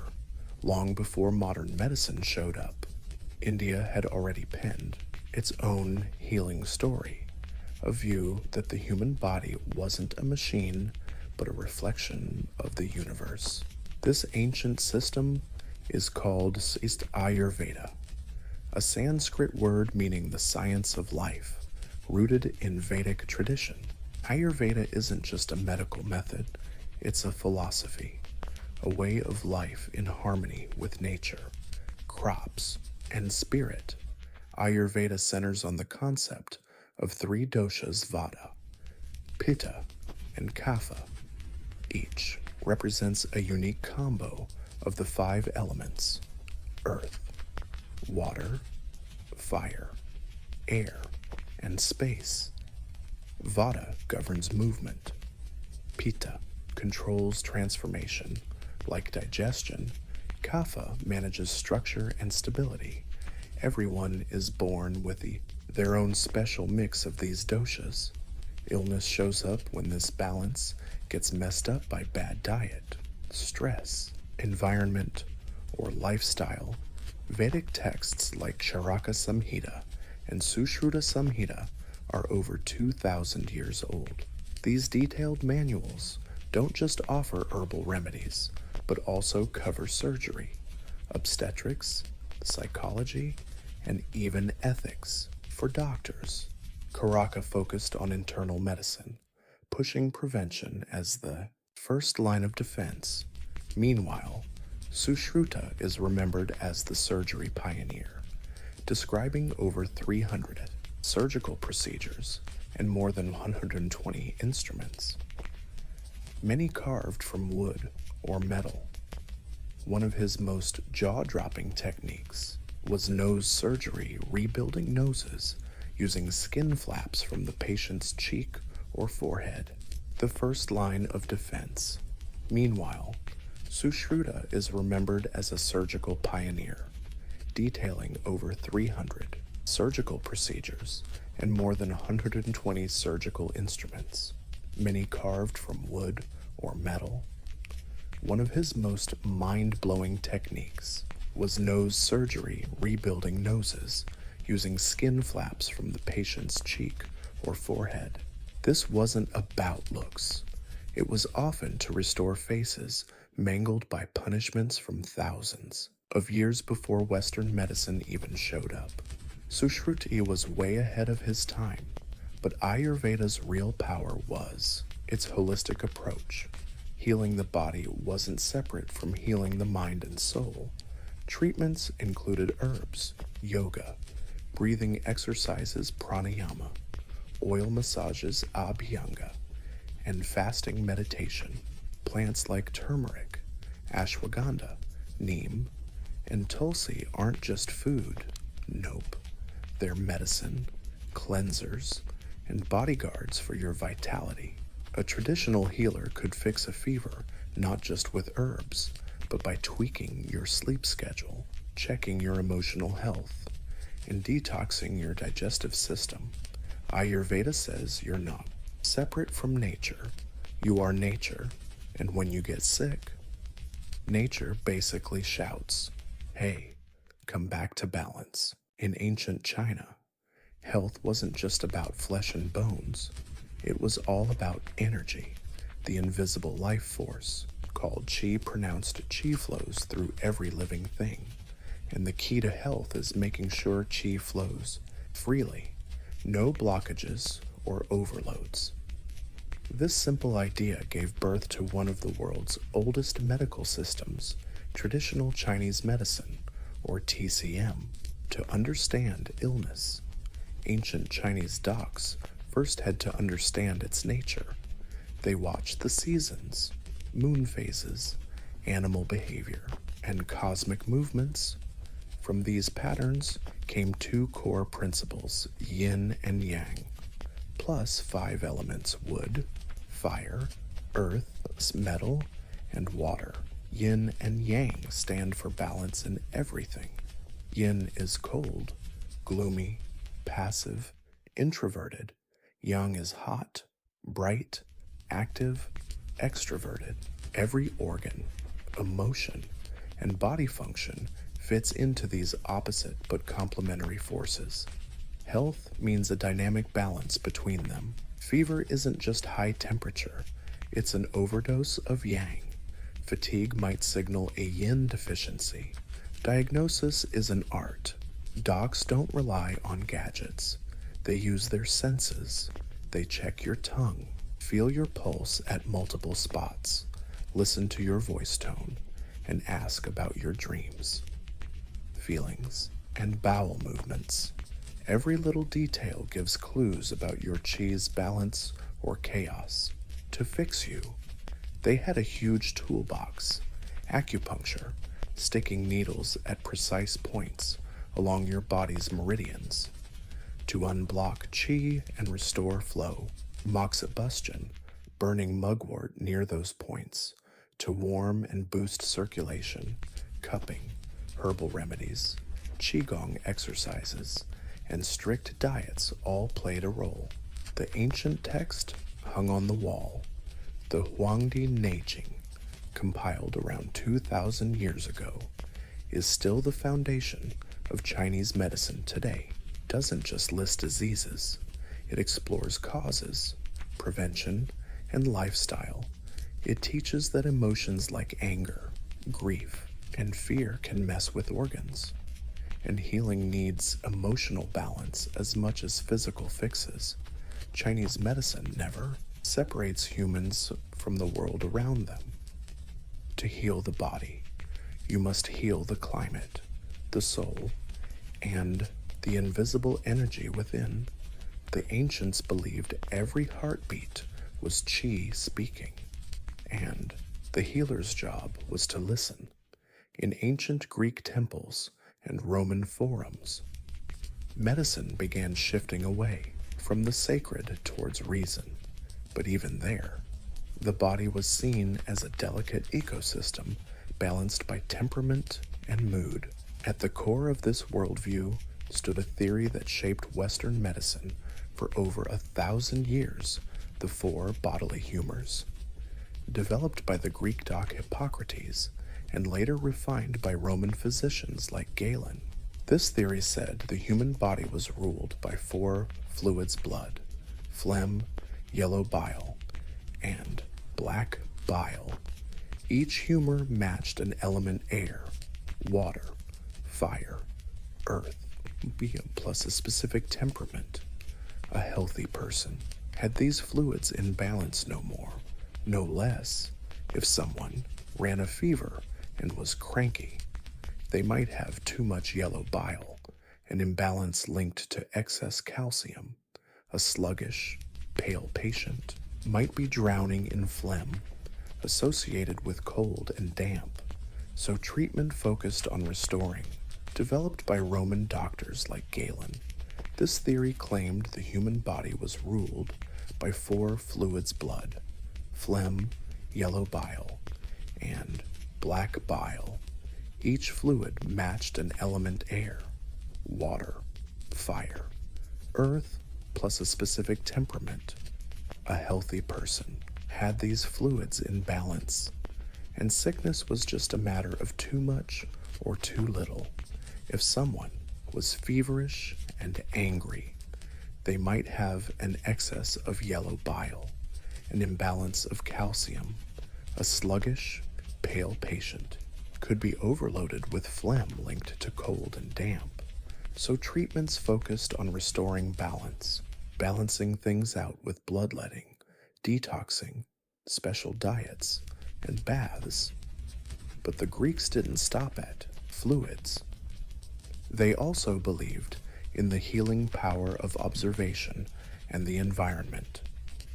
The Hippocratical Oath still echoes in modern medicine, telling doctors not to harm, to watch patients closely, and to treat the whole person, not just the disease. Hippocrates advised his students to consider the seasons, the winds, water quality, and even the patient's moods. Healing sanctuaries, named after the god Asclepius, popped up all over Greece. These weren't just hospitals, they were chill-out zones. Patients slept in sacred bedrooms, hoping for healing dreams. Purification rituals, exercise, diets, and prayers were all part of the cure, a place where reason and religion walked hand in hand. In Rome, medicine leveled up with Galen, a Greek doc who worked for gladiators and emperors.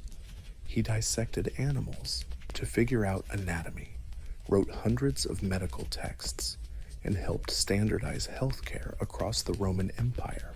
Sure, some of his ideas were way off, but Galen's influence stuck around for centuries. Greek medicine, with all its mystical roots, started shifting to a new idea.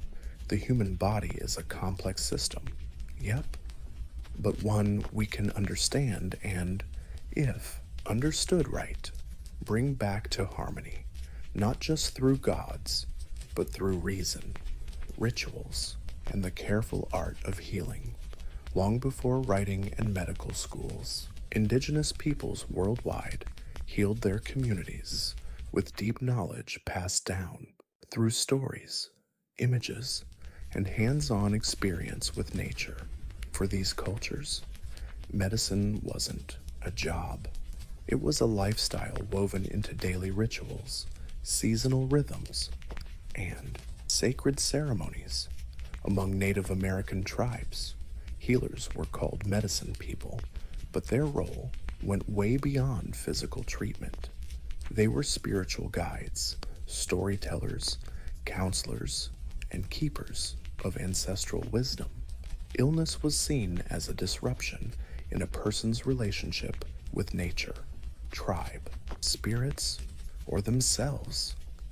Healing needed more than herbs. It required reconnection. Trees played a starring role here. From the Cherokee to the Lakota, each tribe had encyclopedic knowledge of their land, knowing which root to chew for pain, which leaf to brew for fever, which bark to crush for wounds. Sage, cedar, sweetgrass, and tobacco were sacred plants used in smudging rituals to cleanse body and spirit. But medicine was never just about ingredients. It involved intention, ritual, and respect. Healers often worked with spiritual forces. They held sweat lodge ceremonies, vision quests, and drum circles. Illness could come from breaking taboos, spiritual possession, or even soul loss when part of a person's essence fled due to trauma. In those cases, soul retrieval rituals were performed, calling the soul back through chanting, dancing, or guided trance. Deep reverence for nature shines through indigenous traditions. Worldwide, in the Amazon rainforest, shamans rely on powerful plant medicines like ayahuasca, a psychedelic not for fun, but for healing. They believe these plants are the teachers pointing out the source of suffering through visions. In Aboriginal Australia, medicine includes herbs, clay, and rituals passed down from ancient times. When ancestors still shaped indigenous identity, healing here is about balancing body, land, ancestors, and rhythm. These systems were never written down. They live in songs, dances, and the landscapes of the people for indigenous healers. Modern medicine might have machines and labs, but the earth is always the first pharmacy, and healing isn't about beating disease. It's about remembering who we are in every ancient civilization, no matter the language, geography, or belief system. There's one constant: the belief that healing needs more than herbs and surgery. It demands spirit, whether illness was seen as divine punishment, soul imbalance, or breaking sacred rules. The ancients believed real healing started in the invisible world. And guess what? The gateway to that world was rituals. In Mesopotamia, way before modern medicine showed up, folks sought out exorcists and priests to fight off sickness. They thought diseases were caused by evil spirits or offended gods. Clay tablets spill the tea on healing rites, with whispered spells during treatments. Special little statues got buried under houses to chase away illnesses. Rituals weren't separate from healing, they were the treatment. Now, in ancient Egypt, no doctor dared work without praying to the gods first, before slapping honey on wounds or wrapping limbs. Healers recited prayers to the god of wisdom, or Sekhmet, goddess of healing and rage. Disease wasn't just a physical attack, it was cosmic imbalance. Healing meant restoring the principle of truth, order, and harmony. In many African traditions, healers called gangas or sangomas used drums, dancing, and fortune-telling to diagnose and cure. They chatted with ancestors, summoned spirits, and often went into trance to journey to the spirit world on behalf of patients. Herbs were important, sure, but the invisible world always came first. Even in ancient Greece, rituals were a big deal. At Asclepius's healing temples, patients underwent cleansing rites, fasting, and prayers. At night, they'd sleep in blissful, dreamy states under a statue of Asclepius, the healing god. Those dreams were interpreted by temple priests to guide treatment. Rituals weren't just superstition, they were structure. They gave shape to suffering, a language for pain, and a sense that illness meant something. Through symbolic acts, people could turn fear into hope, isolation into connection, and chaos into control. More than that, rituals reminded them they weren't alone. Even today, science studies the placebo effect, the power of belief, and the healing force of intention. The ancients didn't need data, they just got it. Sometimes, a respectful word could heal deeper wounds than any sword, because not all wounds are visible, and not all medicine is made of stuff. When we think of ancient surgery, we picture crude tools, shaky hands, and unbearable pain, but the truth way more impressive and humane. All over the ancient world, surgeries was done with surprising precision. These early healers had no anesthesia, x-rays, or antiseptics, but they had skill, guts, and an incredible understanding of the human body built from generations of watching, testing, and sometimes brutal necessity. In India, the Sushruta Samhita, written over 2,000 years ago, details more than 300 surgical procedures. Sushruta, the book's author and the father of surgery, described tumor removals, bone setting, hernia repairs, and even nose reconstruction, basically ancient plastic surgery. His tools were sharp, varied, and carefully categorized forceps, scalpels, probes, and needles, mostly iron or stone. Sushruta stressed hygiene, surgical prep, and the importance of learning anatomy through dissection, while dissections mostly involved animals.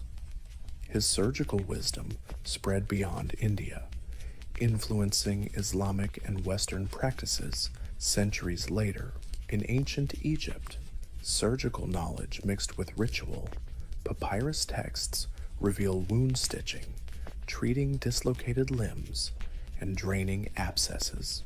Tools like bronze knives, bone scrapers, and cauterizing rods have been found in tombs. They even practiced trepanation, drilling holes in skulls to relieve pressure or treat head injuries. Surprisingly, many skulls show signs of healing, meaning patients actually survived. Treatment wasn't just limited to Egypt. In pre-Columbian Peru, archaeologists discovered hundreds of drilled skulls, often from battle-wounded warriors. Sticks burned in graves. They even practiced drilling holes in skulls to relieve pressure or treat head injuries. Shockingly, many skulls showed signs of healing, meaning the patients survived. Treatment wasn't just an Egyptian thing. Pre-Columbian Peru archaeologists found hundreds of drilled skulls, mostly from warriors wounded in battle. Some surgeries were incredibly successful in certain regions. Over 80% of patients survived thanks to bone regeneration. These early brain surgeons might have used cocoa leaves or fermented beer to ease pain, along with herbal antiseptics. In the Greco-Roman world, Galen developed with surgical techniques by poking around wounded gladiators and dissecting animals. His deep dives into nerves and blood vessels laid the groundwork for anatomy as we know it.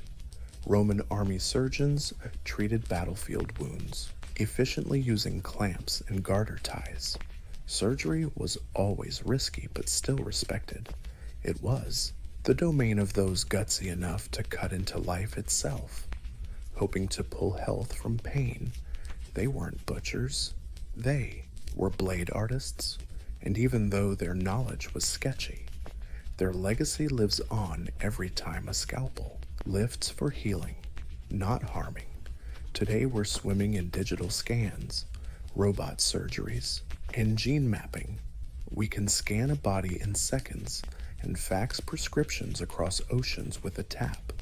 But in the quiet corners of modern medicine, whispers of the ancient world still echo. You'll find Ayurveda in yoga studios, Chinese herbal formulas on pharmacy shelves, and native smudging rituals performed in hospitals to honor patient traditions. Med students still take a version of the Hippocratic Oath, swearing do no harm, just like their Greco-Roman predecessors did. In the OR, we use precise tools descended from Sushruta's iron instruments, ideas like holistic care, preventive medicine, and mind-body connections, now the backbone of integrative health, come from ancient civilizations that saw healing not as a task, but a relationship. Even modern science is circling back. Research increasingly confirms the old belief that stress, isolation, and emotional trauma can weaken your immune system, mess with sleep, and cause physical pain. Meditation, once just a spiritual drill, is now studied for its brain benefits.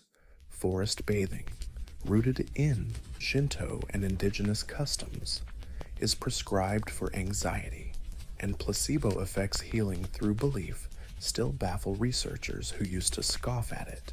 It's easy to dismiss traditional medicine as outdated, superstitious, folk tales, wild guesses, but look closer and you find something profound. A worldview that sees illness not just as a broken machine, but as a disruption in life, a signal something's off somewhere. And that idea still matters, because medicine isn't just treatment, it's about meaning, comfort, being seen and understood. The ancients just got it instinctively, whether they used chants, needles, leaves, or blades. They knew healing was sacred. Today, as we dive deeper into biotech, AI, and personalized medicine, maybe we're not leaving the ancient world behind. Maybe we're circling back with new tools, but still the human heart, a heart still craving balance, wholeness, healing not just of the body, but the soul. Her name drifts through history like a lingering tune. Sappho, a poet from Lesbos, born around 630 BC, whose voice once stirred hearts under starry skies, and whose poems, though now just fragments, still echo desire, unlike the warriors and great kings of ancient Greece. Sappho's fame didn't come from conquest, but from emotion. Her domain wasn't the battlefield, but the human soul. She wrote about love and jealousy, beauty and despair, joy and longing. She captured fleeting moments, a glance, a blush, a shiver, preserving them in verses like pressed flowers, fragile but eternal. We know little about her life. No portraits, no diaries. What we have are traces, a few lines preserved by ancient scholars, quotes in other works, and the ruins of lost papyrus scrolls. But these fragments still shine. The Greek philosopher Plato, they called her the 10th muse. Centuries later, poets, translators, and daydreamers pieced her life together like an unfinished song. Sappho might have been born into a noble family on Lesbos, a little island in the northeast Aegean Sea, a place where music and learning were a big deal, and poetry was woven right into social life. She might have had siblings, a daughter, and even political enemies. Although the records are pretty vague, she lived through exile and chaos, quiet moments, and bursts of song. Her world was one where most women's voices were either stuck at home or completely silenced. But Sappho stayed stubbornly silent, not because she was rebellious, but because she was beautiful. She wrote in the Aeolic dialect, with short, vivid lyrics meant to be sung to an audience. Her style was intimate and full of imagery, like the evening star, bringing back everything the daylight scattered. Words like these outlast empires. And then, as quietly as she entered the records, she vanished. Most of her work got lost, burned, buried, or tossed out. But what remains proves one thing: she didn't need statues. Her poems are her monuments. Today, when we talk about passion in poetry, about love without shame, about longing that crosses centuries, We still whisper her name Sappho. To understand Sappho, you've got to understand Lesbos, the island that nurtured her voice. Lesbos wasn't some backwater in the ancient Greek world. It was a blazing hub of art, music, and philosophy, with fertile valleys, olive groves, and sea breezes scented with salt and flowers. Lesbos was both a material paradise and a cultural gem. Not Athens, but it didn't need to be. Its songs had their own rhythm, slower, sexier, soaked in lyrical tradition. Here, music wasn't just decoration, it was devotion. Voices lied and echoed through houses and temples. Poetry was sung, not read, and in this world of sound and nature, Sappho's voice was born. She lived in Mytilene, the island's bustling capital. Politics thrived here, and so did art. The island boasted poets and philosophers, rival factions, and ever-shifting alliances. Sappho herself was exiled, probably to Sicily, amidst political turmoil, but Lesbos always brought her home. It was her inspiration. Lesbos was also a rare female community in the ancient world. Noble girls were educated in music, poetry, and ritual. Some scholars believe Sappho led a theasos, a group or school where young women learned the arts of poetry, dance, and worship of the goddess Aphrodite. This wasn't formal education like we know it. It was sacred sisterhood and creative bonding. Emotional, intellectual, and maybe romantic ties were formed here. Sappho wrote directly to these women not as abstract muses, but real folks in her life. She named them, mourned their departures, praised their beauty, and confessed her love honestly. In one piece, she said, "I got no word from her. I beg you, bring her back to me." These lines don't come from myth or theater. They come from a living world, a group of women singing by candlelight, weaving feelings into song. And even though later time twisted her legacy, framing it with scandal or guesswork, Lesbos was the land where her truth grew not just a dot on a map, but a cultural cradle of passion, art, and female expression. Sappho didn't just live in Lesbos. She became Lesbos, its breath, its heart, its voice, in an era where Homer's epic poems praised gods, heroes, and humans filling scrolls with battles and conquests. Sappho wrote about the heart. She didn't sing of war. She sang of a trembling hand, a shy glance, a voice that makes your skin crawl. She was one of the first Western poets to write in the first person, not just telling stories, but feeling them. And what she felt was love, desire, jealousy, tenderness, and longing.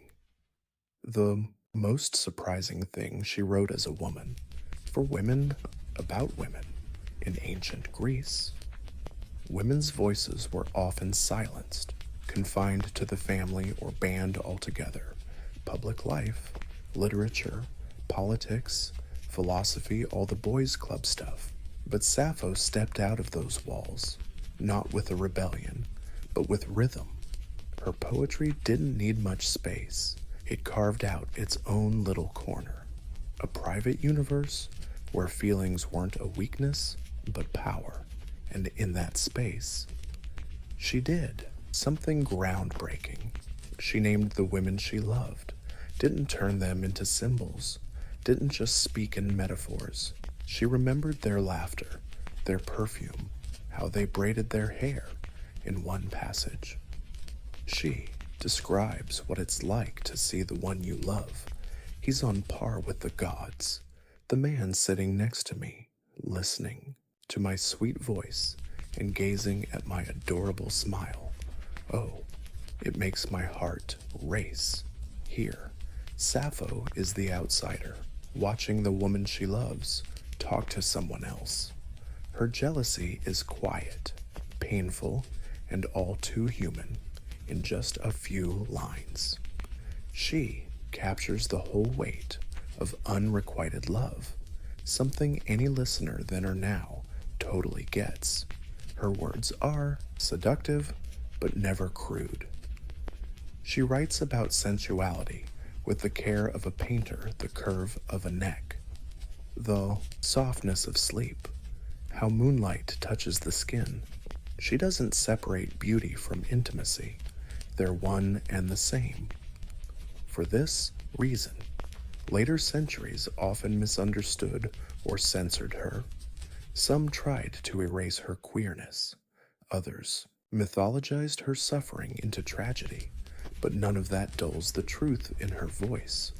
A woman writing, honestly, lyrically, bravely about love, not as theory, but as someone who lived it deeply, openly, and without regrets. Sappho didn't just write poems. She composed soul music. Her poetry was never meant to be read silently.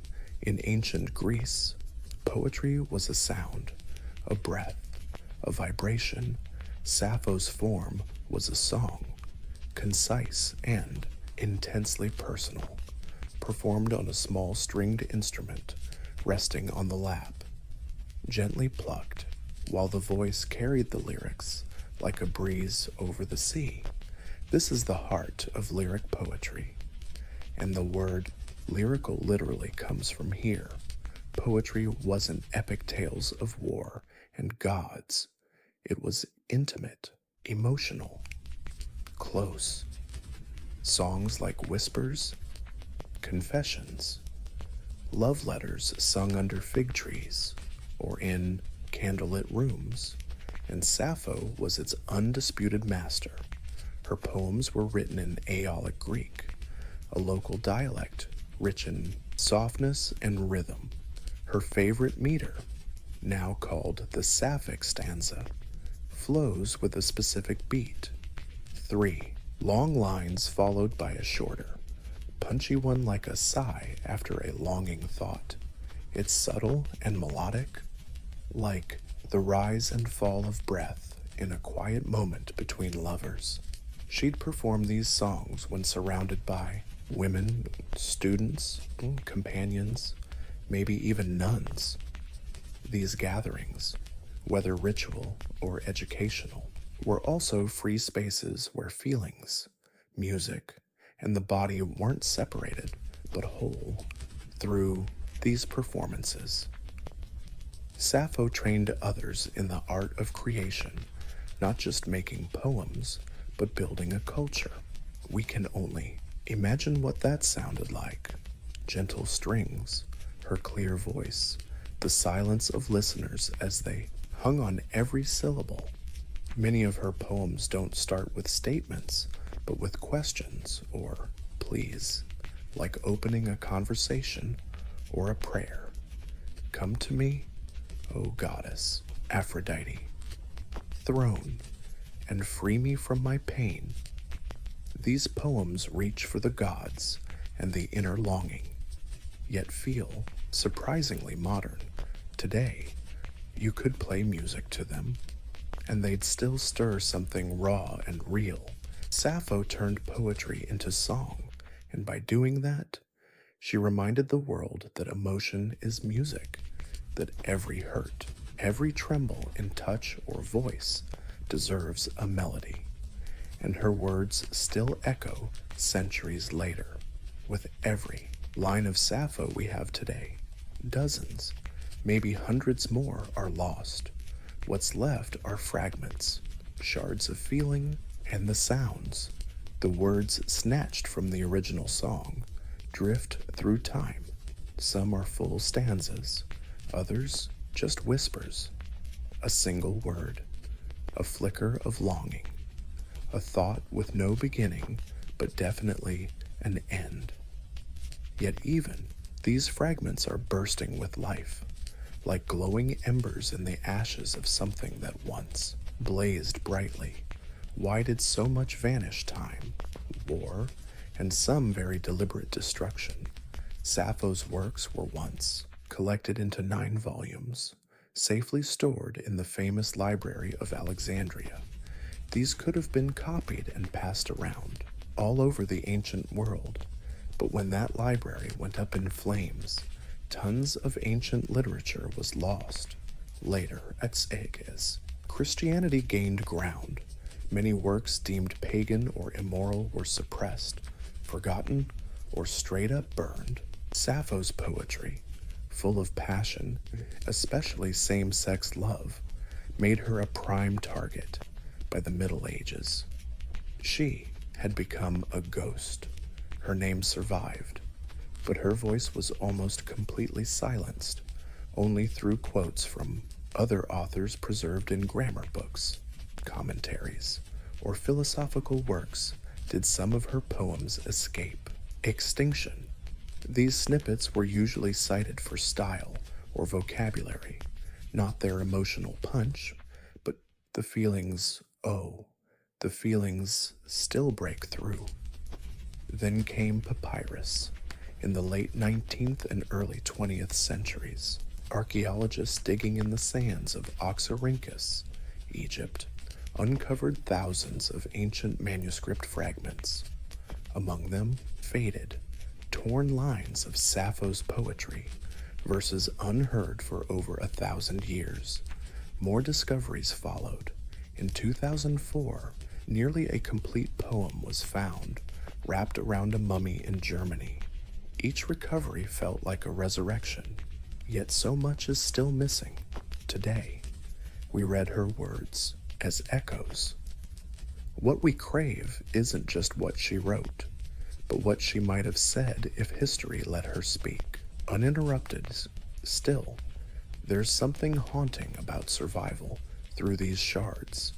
Sappho wrote about impermanence, fleeting moments, about beauty, slipping through fingers like sand.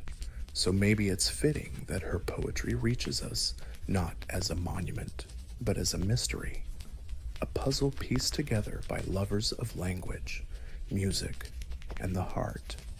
A voice once drowned in flames still burns. Sappho's poetry was too real to escape judgment. When alive, she was admired, celebrated as a master of lyric poetry. Plato called her the 10th muse, placing her among the divine. But as centuries rolled by and cultures shifted, her legacy was twisted, silenced, or scandalized depending on the era. Why? Because she wrote about love, not the kind of history people like to remember comfortably. Most of her poems focused on deep feelings and desires for women. She praised their beauty, mourned their absence, confessed jealousy, and celebrated intimacy. In her world, this was nothing unusual in the cultural context of Lesbos, especially among noble women. Close, possibly romantic relationships were accepted, even honored, but later generations, especially those following Roman, Christian, and Victorian values, struggled with this. Instead of facing the truth, they rewrote her story. Medieval chroniclers ignored her. Renaissance translators toned down her language. Victorians painted her as a tragic romantic, suffering for a man, even cooking up the myth that she jumped off a cliff out of love for a ferryman named Phaon, a story nowhere in her original work. This fake tale aimed to erase her queerness, make her pain more palatable, her desires more normal.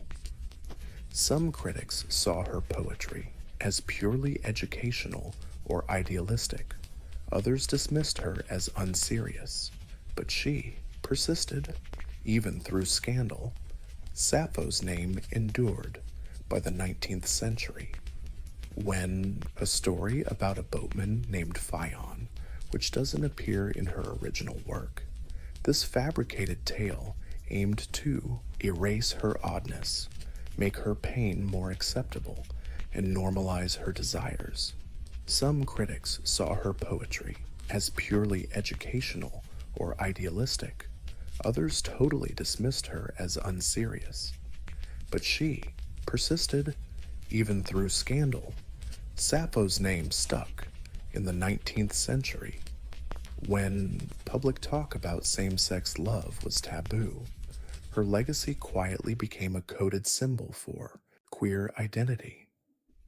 The words sapphic and lesbian came to mean romantic love between women.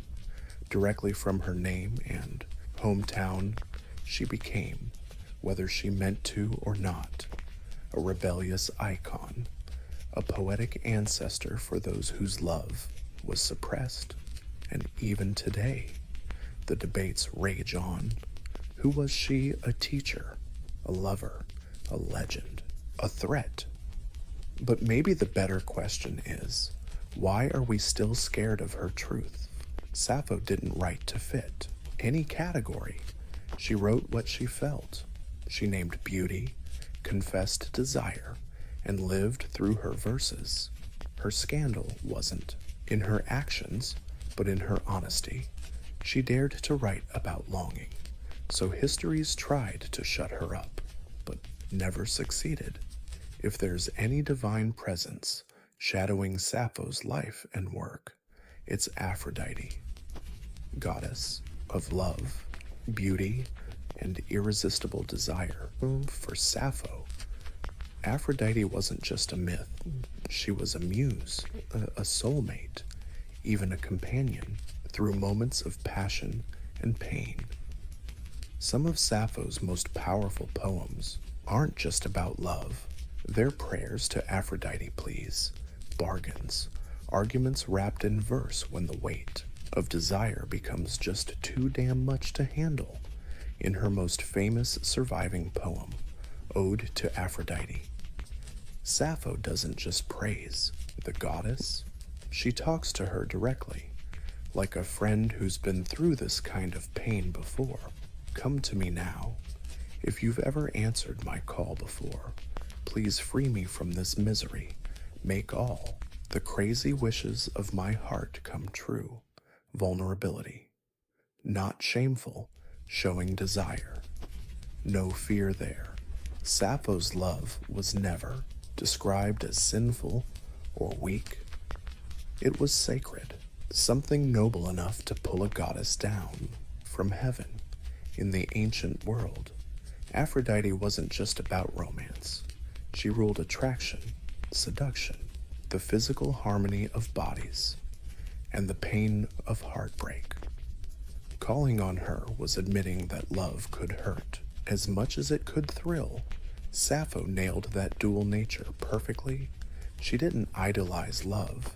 She lived in its contradictions. She wrote about its sweetness and bitterness, its beauty and brutality. In another poem, she said, "Love shakes my soul like the wind on the mountain, shaking the oak trees." Here, love isn't gentle, it's violent, primal, something that tears you apart without asking permission, by putting Aphrodite at the heart of her emotional world. Sappho elevated desire to something legendary. Her poetry blurs the lines between the personal and divine, between everyday feelings and cosmic power. And in doing so, she helped build a literary legacy where love wasn't just a topic, it was a form of worship. For Sappho, Aphrodite wasn't some abstract god. She was a mirror, a force reflecting all the intensity, chaos, and beauty of the human heart. And in every line Sappho wrote, the goddess of love listened and answered. Like her poetry, Sappho's death is a mystery wrapped in legend. Nobody knows exactly when she died, how old she was, or even where she spent her last years. Some say she passed peacefully on the island of Lesbos, surrounded by the sea and the songs she loved. Others, especially later Roman poets, spun tragic fables that she leapt off the white cliffs of Lefkada to kill herself. Heartbroken over unrequited love for the handsome ferryman Phaon, but there's zero historical proof for that story. It looks like a made-up tale, a literary tradition shaped by men to recast her love and pain into a straight-up tragic hetero-romance. It turned the strong, poetic voice of a woman loving women into the victim of unreturned feelings for a man. Maybe a dramatic ending, but a fake one. The truth is simpler and way more profound. Sappho vanished quietly, just like she appeared after her death. Her work lived on for centuries. Philosophers studied her, playwrights quoted her, and her poems were sung in performances all across ancient Greece. Her poetry was kept in 9 books, a treasure trove of lyric verse.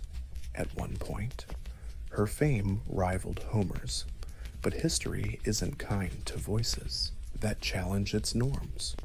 With the rise of the Roman Empire and later Christian moral dominance, Sappho's emotional, sensual poems, especially the ones praising love between women, fell out of favor. Her writings stopped being copied. Her books were left to gather dust in libraries and eventually burned or crumbled. Some believe her works were deliberately destroyed by early church officials who thought her songs were dangerous. By the Middle Ages, her name survived, but most of her words were gone. It took over 1,000 years for fragments of her poems to resurface, dug up from Egyptian trash heaps or quoted in ancient grammar books. Piece by piece, she was reborn, not through myth, but through survival. Her death might have been forgotten by time, but her disappearance was never total. She lingered in whispers, in secret scribbles on margins, in the stubborn ache of voices refusing to be forgotten. Sappho didn't need a heroic death. Her poems turned immortal, and in the gaps where her words once lived, we can still catch her ghostly vibe, desire unfinished. But never truly gone, Sappho's life might be cloaked in shadow, her verses fragmented and incomplete, but her influence never faded.